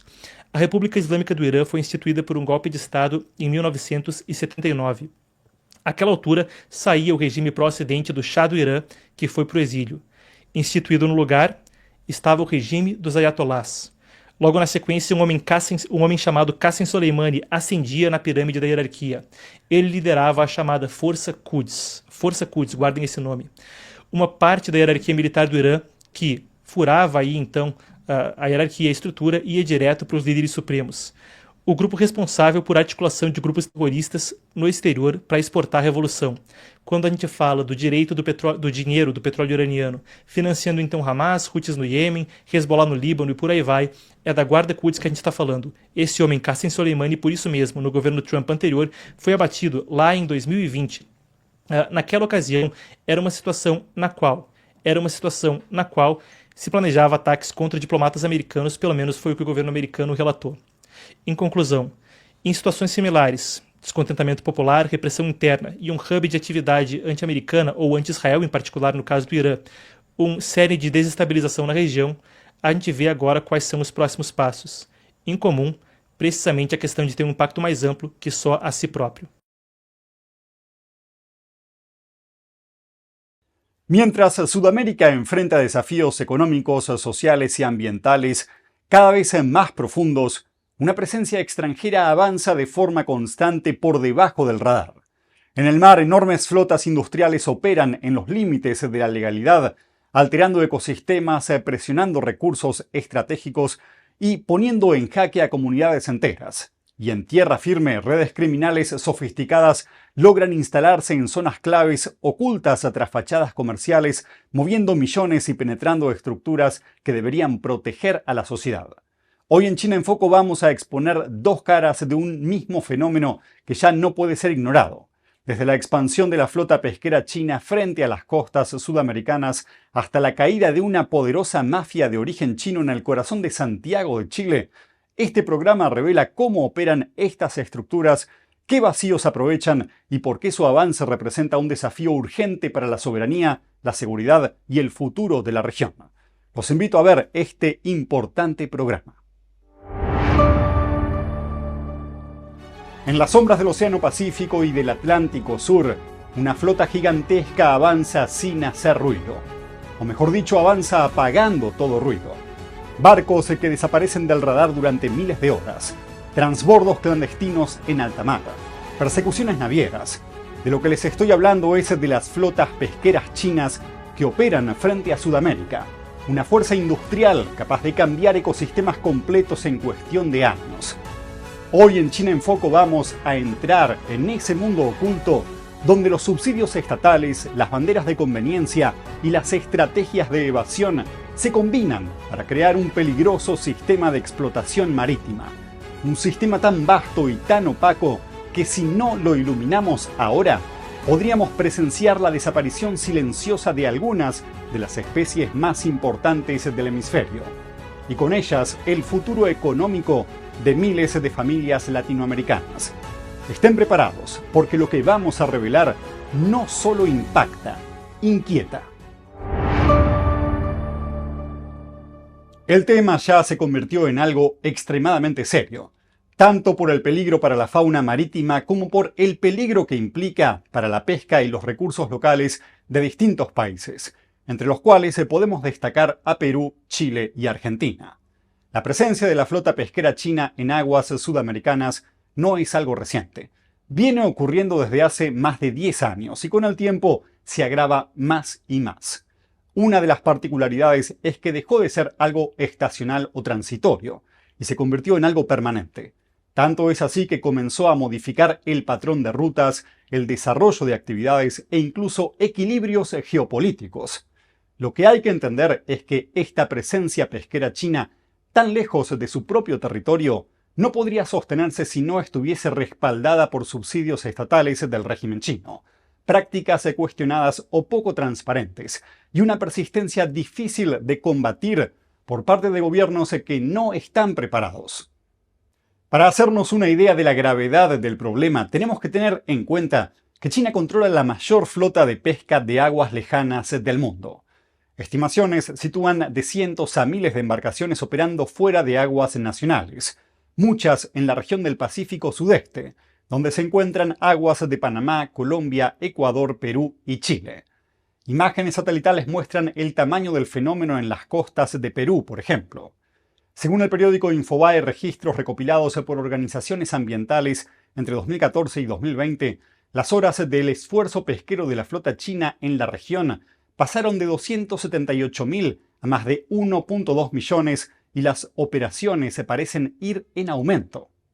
En 2018, Perú detectó pesqueros chinos realizando faena ilegal dentro de su zona económica exclusiva.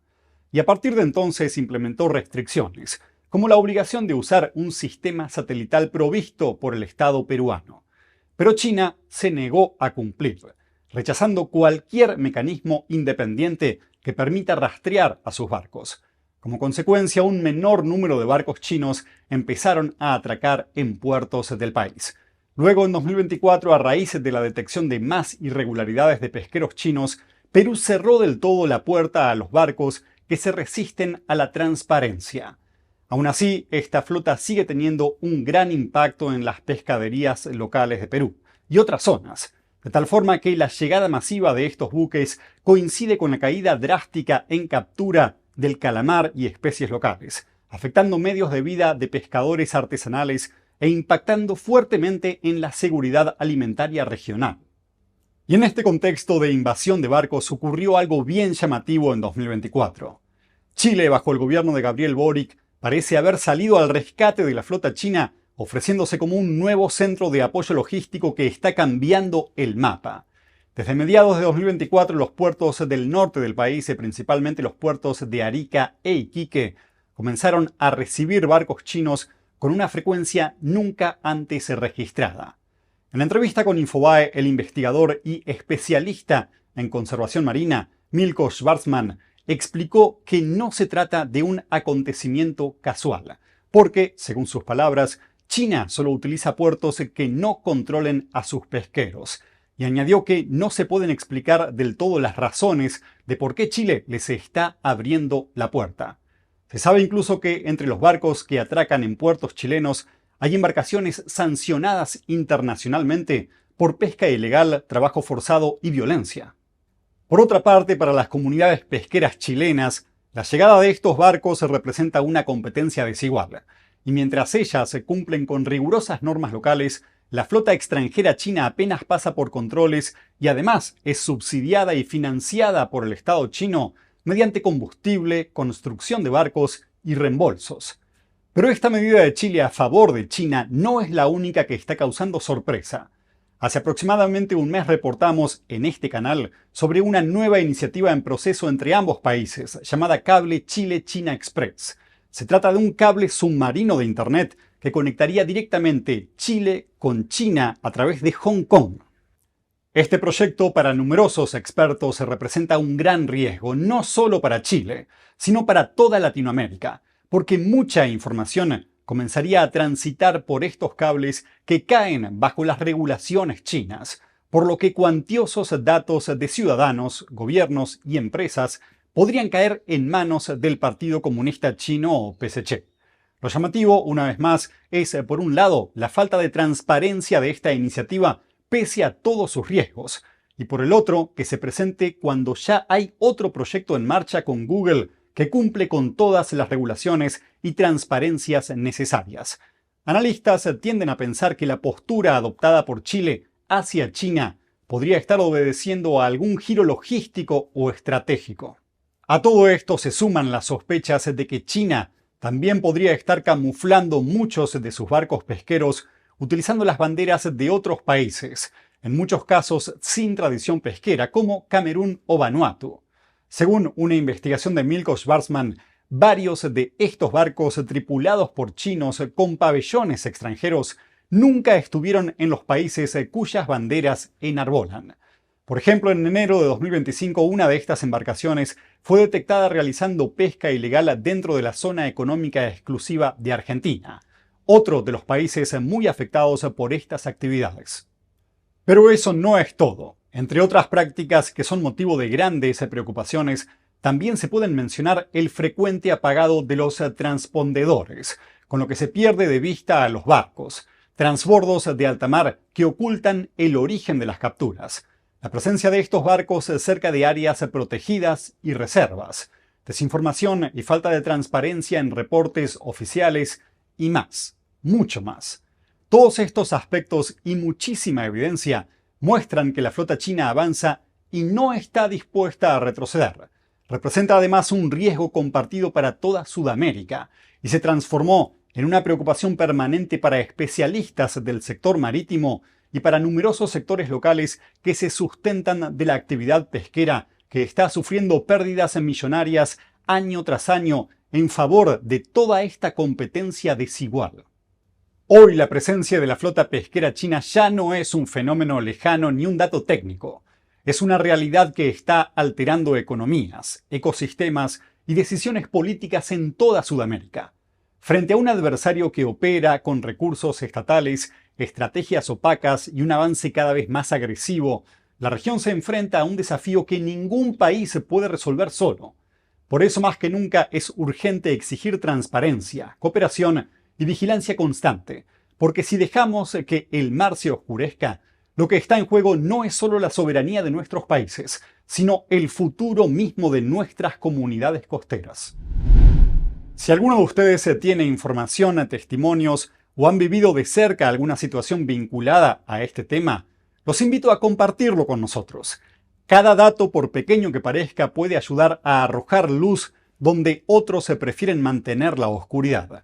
Pueden escribirnos un comentario, contarnos su caso o enviarnos material para que sigamos investigando y exponiendo lo que realmente está ocurriendo. Su voz es clave y juntos podemos llegar mucho más lejos. En Chile, una de las mayores operaciones policiales de los últimos años terminó con la caída de una poderosa organización criminal de origen chino que operaba en pleno corazón de Santiago. Una red que, según las autoridades, se mantenía casinos ilegales, redes de prostitución, tráfico de drogas, secuestros, homicidios y un vasto sistema de lavado de dinero. Todo esto oculto detrás de comercios, bodegas y hasta locales gastronómicos que funcionaban como fachada.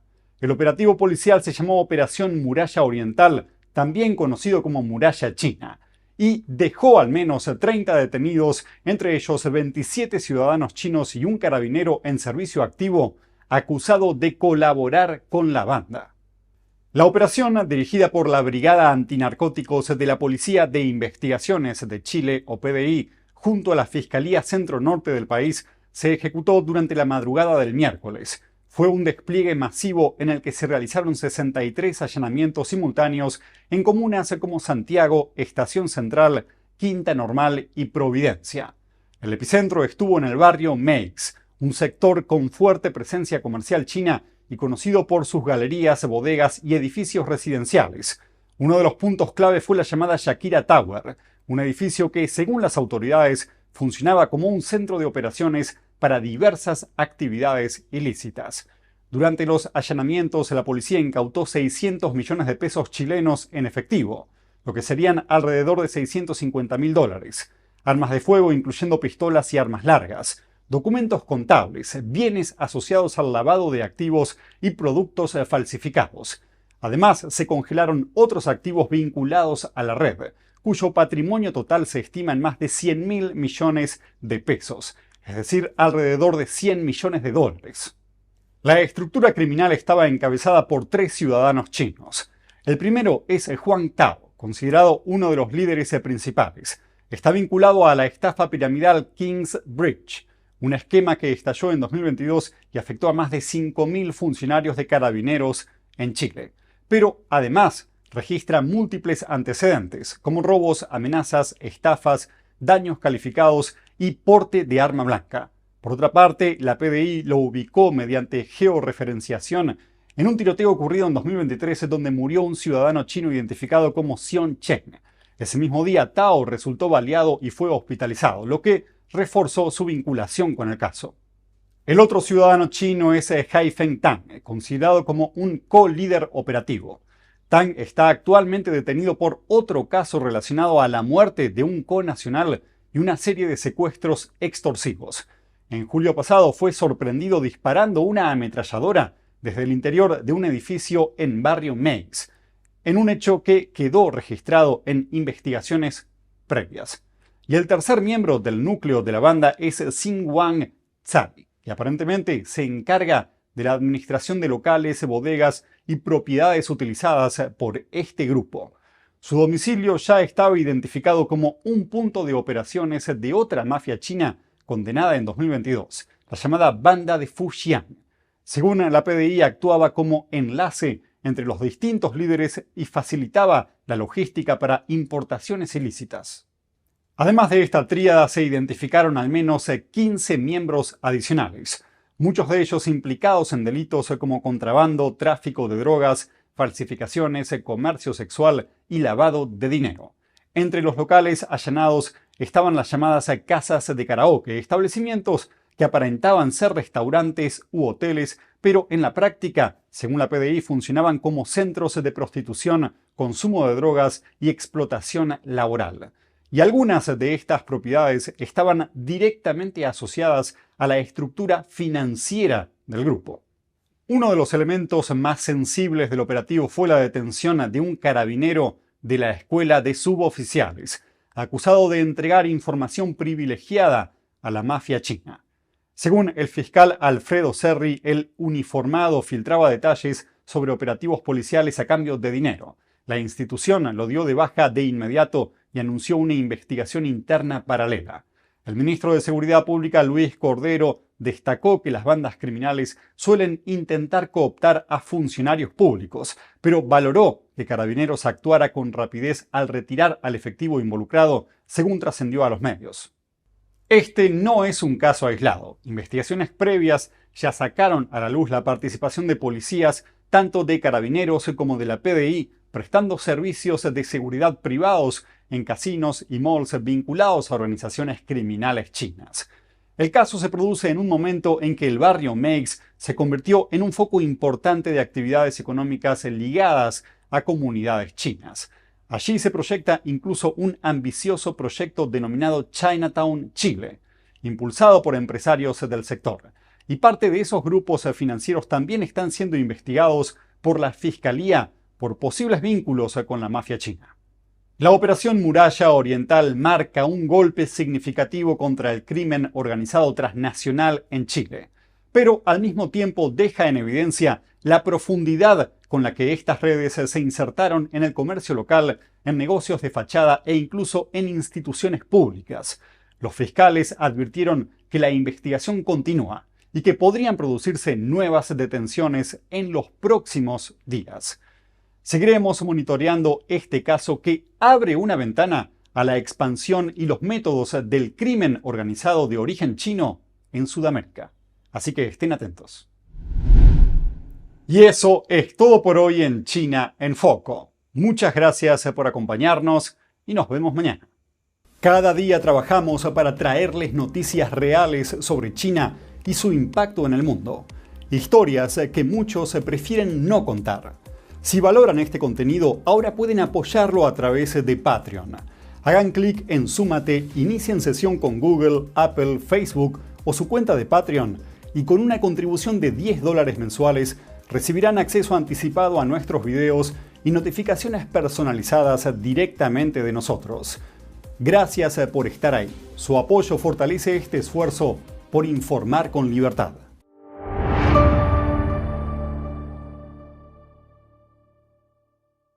Acabamos de pedir novamente a liberdade de Felipe Martins e ele deverá ser colocado imediatamente em liberdade, porque conforme dissemos que ele não acessou o LinkedIn, agora temos a prova documental. A opinião é que algo precisa ser feito urgentemente, ou para obrigar o Alexandre de Moraes a tomar uma decisão que leve o Bolsonaro para uma domiciliar humanitária, ou algum outro ministro com bom senso que tome uma decisão. Olha, Alexandre, já deu.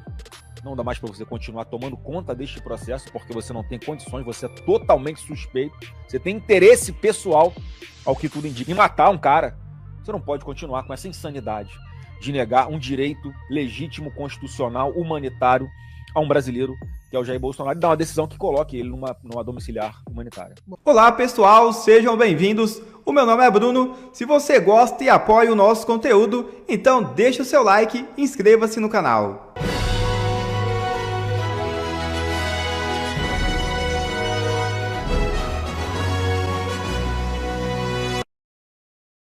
Lewandowski avisa secretários que deixará Ministério da Justiça.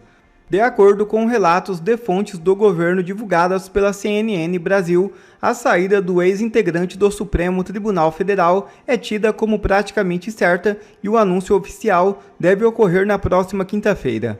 Lewandowski está no ministério desde fevereiro de 2024. Urgente, Estados Unidos emite alerta ao Brasil. É isso mesmo. A Embaixada dos Estados Unidos no Brasil emitiu um aviso de segurança direcionado a cidadãos norte-americanos que vivem e estão no país, alertando sobre a realização de manifestações contrárias à operação dos Estados Unidos na Venezuela, que resultou na prisão do ditador Nicolás Maduro. O comunicado foi publicado no site oficial da representação diplomática. No alerta, a embaixada recomenda que os cidadãos evitem locais onde estejam programados protestos e exerçam cautela nas áreas próximas. Segundo o texto, embora as autoridades brasileiras de segurança pública estejam acompanhando a situação, atos desse tipo podem sofrer mudanças rápidas de cenário. Além de evitar as áreas de protesto, a embaixada aconselhou os cidadãos a acompanhar os noticiários locais para obter atualizações em tempo real e manter a discrição durante deslocamento nas cidades. Prisão de Felipe Martins precisa ser revogada imediatamente. É isso mesmo. Ana Paula Henkel, respeitada comentarista política, soltou o verbo no X. Abre aspas. Relatório oficial do LinkedIn mostra que Felipe Martins não acessou a rede na data imputada para justificar sua prisão. Alexandre de Moraes prendeu Felipe Martins com base num e-mail suspeito, sem acesso comprovado e sem perícia alguma. Felipe Martins foi preso por uma viagem que não fez e agora preso por um acesso que não ocorreu. Os logs oficiais da Microsoft provam sem a menor dúvida que não houve login no período alegado.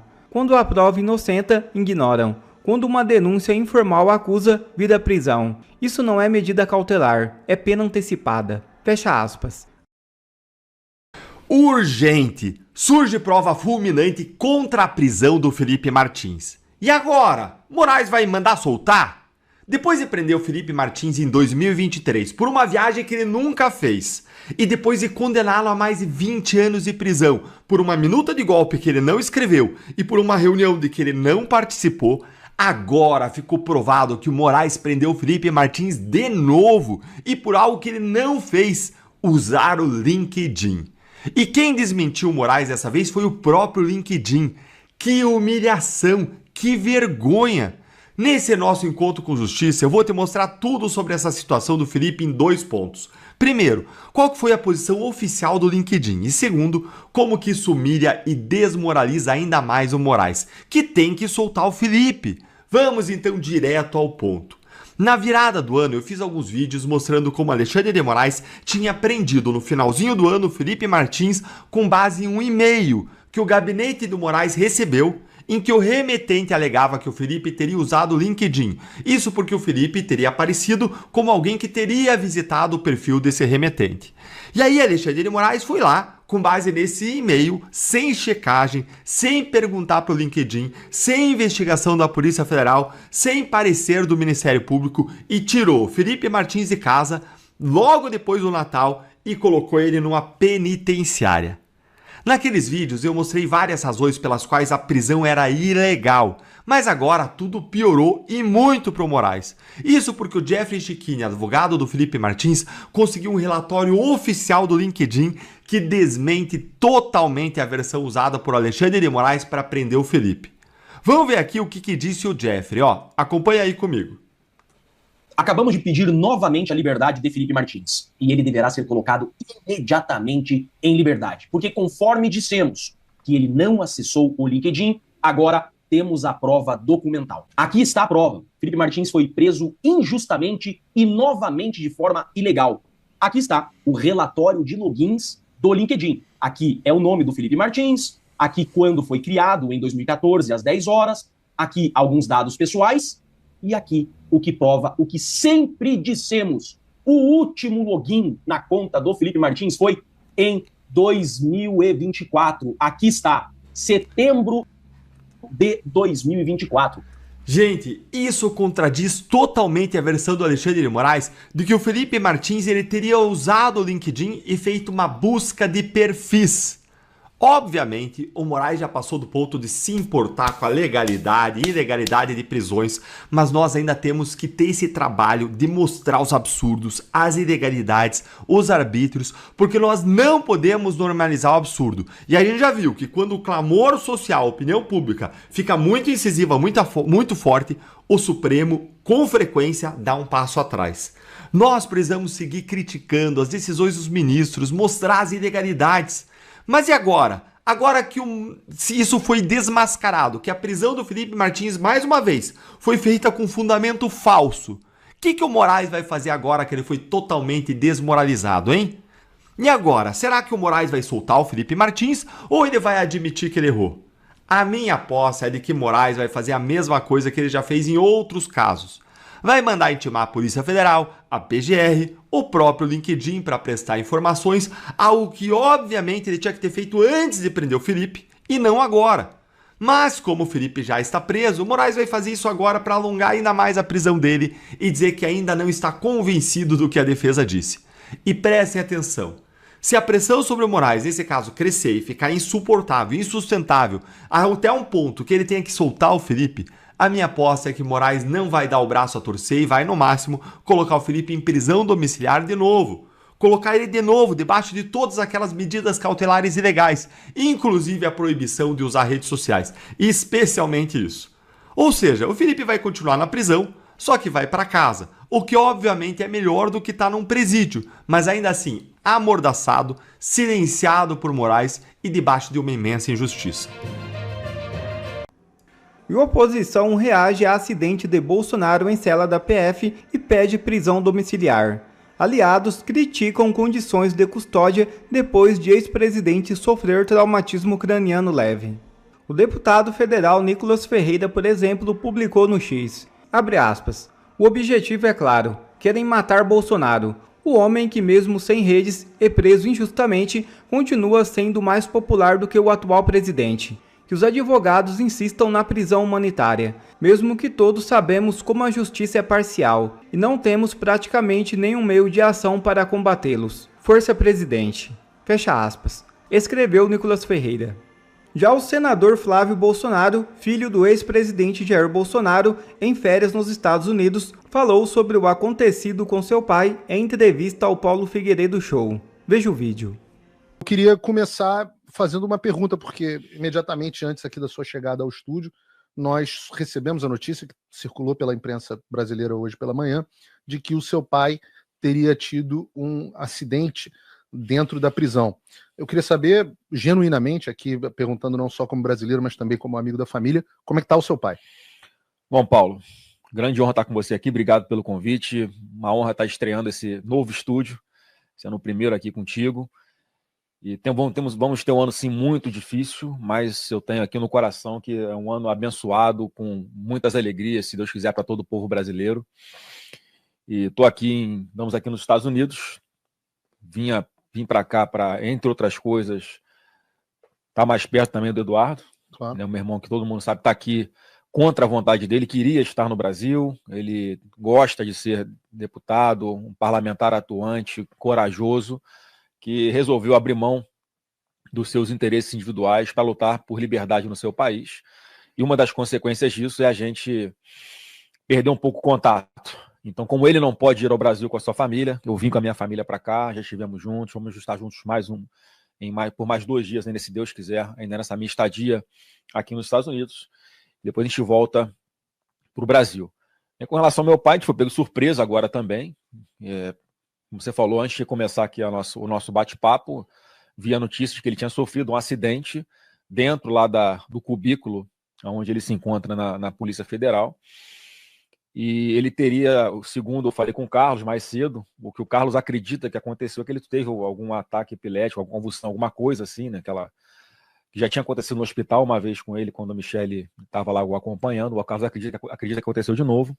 Ele teve essa convulsão, caiu da cama, inconsciente, ele bateu com a cabeça em alguma coisa. A Michelle acabou de falar comigo que ele estava com um corte, não era profundo, mas com um corte aqui de uns 5 a 6 centímetros aqui na parte do maxilar.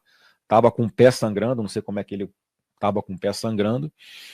E, enfim, aí quando ela chegou lá, não sei se foi ela ou se foi o Carlos que chegou primeiro, deu de cara com ele desse jeito. É mais consciente já, mas eu não sei por que é que como é que ninguém viu. Isso fica provado, Paulo, como é que ele não pode ficar num lugar como esse, onde não há um acompanhamento 24 horas permanente, com cuidado seja de familiares, seja de enfermagem, porque ele podia ter batido a cabeça, quando alguém fosse lá abrir a porta para levar o café da manhã, ele está morto. Já tá morto. Está morto dentro da sala. E essa é a né? minha pergunta. Teoricamente, em tese, na decisão do Alexandre, bom, vamos para o histórico. Seu pai passou por não sei quantas Só para cirurgias. assim, eu acredito que agora ele esteja lá, está sendo atendido nesse momento que a gente está conversando, ele está sendo atendido lá, eu não sei, notícias atualizadas. Então, conforme Talvez a gente receba até a gente notícia receba do a médico. notícia aí, em tempo real aí. Bom, vamos lá. Seu pai tem uma série de históricos de cirurgias decorrentes da facada que ele recebeu de um militante de esquerda que até hoje não foi plenamente solucionada. A gente não sabe o que aconteceu ali até hoje. Mas seu pai tem vários problemas de saúde nessa direção. Tem um problema do soluço, que é um problema muito sério, né? A ponto de ter... E acabou de passar por 3 cirurgias, né? Uma de hernia inguinal e... Uma em cada lado aqui do pubis, né? 2 cirurgias aqui. 2 de hernia inguinal. E essa outra aqui foi uma tentativa dos médicos, já tentaram de tudo, Paulo, para solucionar o soluço. Que é muito agoniante, né? É um negócio assim, é torturante aquilo, né? Eu tive uma crise de soluço uma vez, que eu tomei um dexametasona que você me deu. Eu tomei dexametasona, não sei se você lembra disso. Eu tomei dexametasona e um dos efeitos colaterais que a gente nem sabia da dexametasona em algumas pessoas, ela dá soluço. E eu tive uma crise de soluço que durou 10 horas. Na 6ª hora eu queria me suicidar. Eu fico imaginando o grau... Ele dorme soluçando? Eu não sei como ele consegue, né? Mas até um vídeo que foi colocado nas redes sociais, ele tá lá dormindo, tentando descansar, não sei, soluçando. Quer dizer, um movimento já involuntário, é um negócio de louco. Então a 3ª cirurgia foi uma tentativa de anestesiar esse tal de nervo frênico para ver se parava esse movimento involuntário do diafragma dele. E teve sucesso isso? O que eu falei com o médico ontem é que ele melhorou, o espaçamento do soluço está menor. Então ele falou, Flávio, ontem ele teve só 1 hora de soluço. É um negócio de louco, né? Então assim, hoje, Paulo, o que acontece, estamos aguardando como é que o médico vai trazer de notícia pra gente, o que ele vai laudar disso. Eu sei que eles têm a possibilidade de levar o meu pai para o hospital para que faça exames lá, já que ele bateu com a cabeça, é até um protocolo, ele tem que fazer uma ressonância, alguma coisa na cabeça para ver o que é que houve. E assim, mas isso já estava na petição anterior, que o Alexandre de Moraes negou a prisão domiciliar ao presidente Bolsonaro. Negou quantas vezes? Foram 3 negativas, se não me engano foram 3. E nesta última, uma das preocupações dos médicos era, ele tem crise de labirintite também, já tinha tido relatado, tudo laudado. Uma das consequências podia ser ele tomar um tombo sozinho e ficar inconsciente e talvez morrer dentro da cela onde ele estava. Graças a Deus ele não morreu, mas podia ter morrido. Então não dá mais para esse cara ficar brincando com a saúde do meu pai. Ele quer matar teu pai. Ele não resta outra coisa para a gente pensar, a não ser isso. Uma vontade deliberada de matar. Quando ele fez com o Clezão, ele negou 14 pedidos da defesa para que o Clezão saísse da penitenciária e fosse fazer o seu tratamento médico em casa, com acompanhamento médico, enfim, coisas que o médico disse que precisa fazer isso. Ele não pode ficar nessa carceragem. E os pedidos foram solenemente ignorados pelo Alexandre de Moraes. Se estivéssemos num país sério, ele tinha que estar respondendo sim por esse homicídio, ainda que de forma culposa por omissão, ou dolosa por omissão, né? Já que deliberadamente ele não decidiu ou fez desdém da saúde de uma pessoa que estava sob os cuidados do Estado, e o Clezão morreu. E a gente tem dito aqui, a gente não quer que a jurisprudência Clezão seja usada também para o Bolsonaro, porque está comprovado, é fato público, todo mundo sabe que a saúde do Bolsonaro não é 100%, precisa de cuidados permanentes, que não é possível ele ter essa assistência onde ele está, na sede da PF, e nem dentro de qualquer outro lugar do sistema penitenciário, porque a imprensa fica perguntando, Flávio, alguns aliados estão dizendo que seria melhor ele ir para Papudinha. É um cacete, cara. Não tem melhor. Tem que ficar aonde a integridade física dele, a saúde dele, vai estar resguardada. Em casa, com cuidados permanentes. Aí como é que vai fazer para tomar conta? Né? O Alexandre de Moraes tem muita criatividade para saber como é que ele faria esse monitoramento com relação ao Bolsonaro. Mas o fato é que ele tem que estar em casa sob atenção permanente da família, de enfermagem, E está comprovado. O que estava no pedido que foi negado anteriormente acaba de acontecer. Uma das coisas que dizia, fundamentando o pedido para que ele fosse para essa domiciliar humanitária, era a possibilidade de ele levar um tombo, se machucar e ter alguma consequência na sua saúde. Aconteceu, graças a Deus, não foi o resultado morte, mas poderia ter sido. Então, assim, não dá mais para algumas pessoas no Supremo continuar dando essa procuração para Alexandre de Moraes torturar uma pessoa até a morte, que é o que vai acontecer se ele não sair de lá. Eu particularmente acho que os Estados Unidos, inclusive, deveriam utilizar esses fatos novos para restituir as sanções magníficas ao Alexandre de Moraes. Eu acho que há caminho para isso, é uma coisa que deve ser procurada esse ano, a gente deve perseguida esse ano. Mas existe dentro do Brasil, existe algum caminho para que ele receba uma prisão humanitária? Não? Olha, a gente não tem outro caminho a não ser dentro do próprio Supremo, já que o caso está lá. Só que é uma coisa, já tem diversos precedentes, São Paulo, porque tem uma regra na jurisprudência do Supremo, né, que mudou toda a jurisprudência, todo o histórico de decisões, mudou para prejudicar o Bolsonaro. Para beneficiar alguém que claramente precisa de uma domiciliar, é mais difícil. Mas tem vários precedentes de juízes que dão decisões, mas dão decisões que revogam decisões individuais de outros ministros do Supremo. Essa é a regra lá. Um ministro do Supremo dá uma decisão individual, ela não pode ser revogada por outro, ela só pode ser revogada por um colegiado. Mas, em função da urgência, existem precedentes em que, assim, é possível que essa decisão individual do Alexandre de Moraes seja revogada por um outro ministro do Supremo de ofício. Olha, está muito claro, depois do que aconteceu agora, né, essa queda dele, está muito claro que não tem condição dele ficar lá. Não vou mais concordar com essa sacanagem que está sendo feita com o Bolsonaro e vou dar a decisão monocrática aqui, sim, revogando a decisão do Alexandre de Moraes. É possível? É. E agora, a gente não dá mais para a gente acreditar, ô Paulo, peticionar de novo para Alexandre de Moraes, para falar, olha, agora desta vez, você pode ter peninha dele, você pode tirar as garras de cima desse seu prisioneiro e fazer com que a lei valha para o presidente Bolsonaro, ele possa ir para casa para uma domiciliar, por favor. Não dá mais. Ninguém acredita mais que esse cara, eu não acredito mais que o Alexandre de Moraes não passa mais no exame de sanidade mental. Não tem condições. Não tem outra explicação para esse cara fazer o que está fazendo. Não é porque é ex-presidente da República, não. Porque claramente foi um processo viciado. Bolsonaro foi condenado pelos seus inimigos, coordenados pelo Alexandre de Moraes desde que era presidente do TSE, muito antes disso, inclusive. No TSE ele só deu continuidade ao que ele já tinha iniciado enquanto ministro supremo, com as perseguições, usando esse malfadado inquérito das fake news, né, que não tem fim nunca, que já dura mais de 6 anos, para perseguir não só Bolsonaro, mas a direita como um todo, inclusive você, né? Então, assim, não dá mais, não tem condições desse cara continuar sendo ministro do Supremo. Então, assim, tem caminhos dentro do Supremo? Tem. Agora, os advogados, eu não estou nos autos, mas eu converso com os advogados, eles ouvem a minha opinião. A minha opinião é que algo precisa ser feito urgentemente, ou para obrigar o Alexandre de Moraes a tomar uma decisão que leve o Bolsonaro para uma domiciliar humanitária, ou algum outro ministro com bom senso que tome uma decisão. Olha, Alexandre, já deu, não dá mais para você continuar tomando conta deste processo, porque você não tem condições, você é totalmente suspeito, você tem interesse pessoal, ao que tudo indica, em matar um cara. Você não pode continuar com essa insanidade de negar um direito legítimo, constitucional, humanitário a um brasileiro, que é o Jair Bolsonaro, e dar uma decisão que coloque ele numa domiciliar humanitária.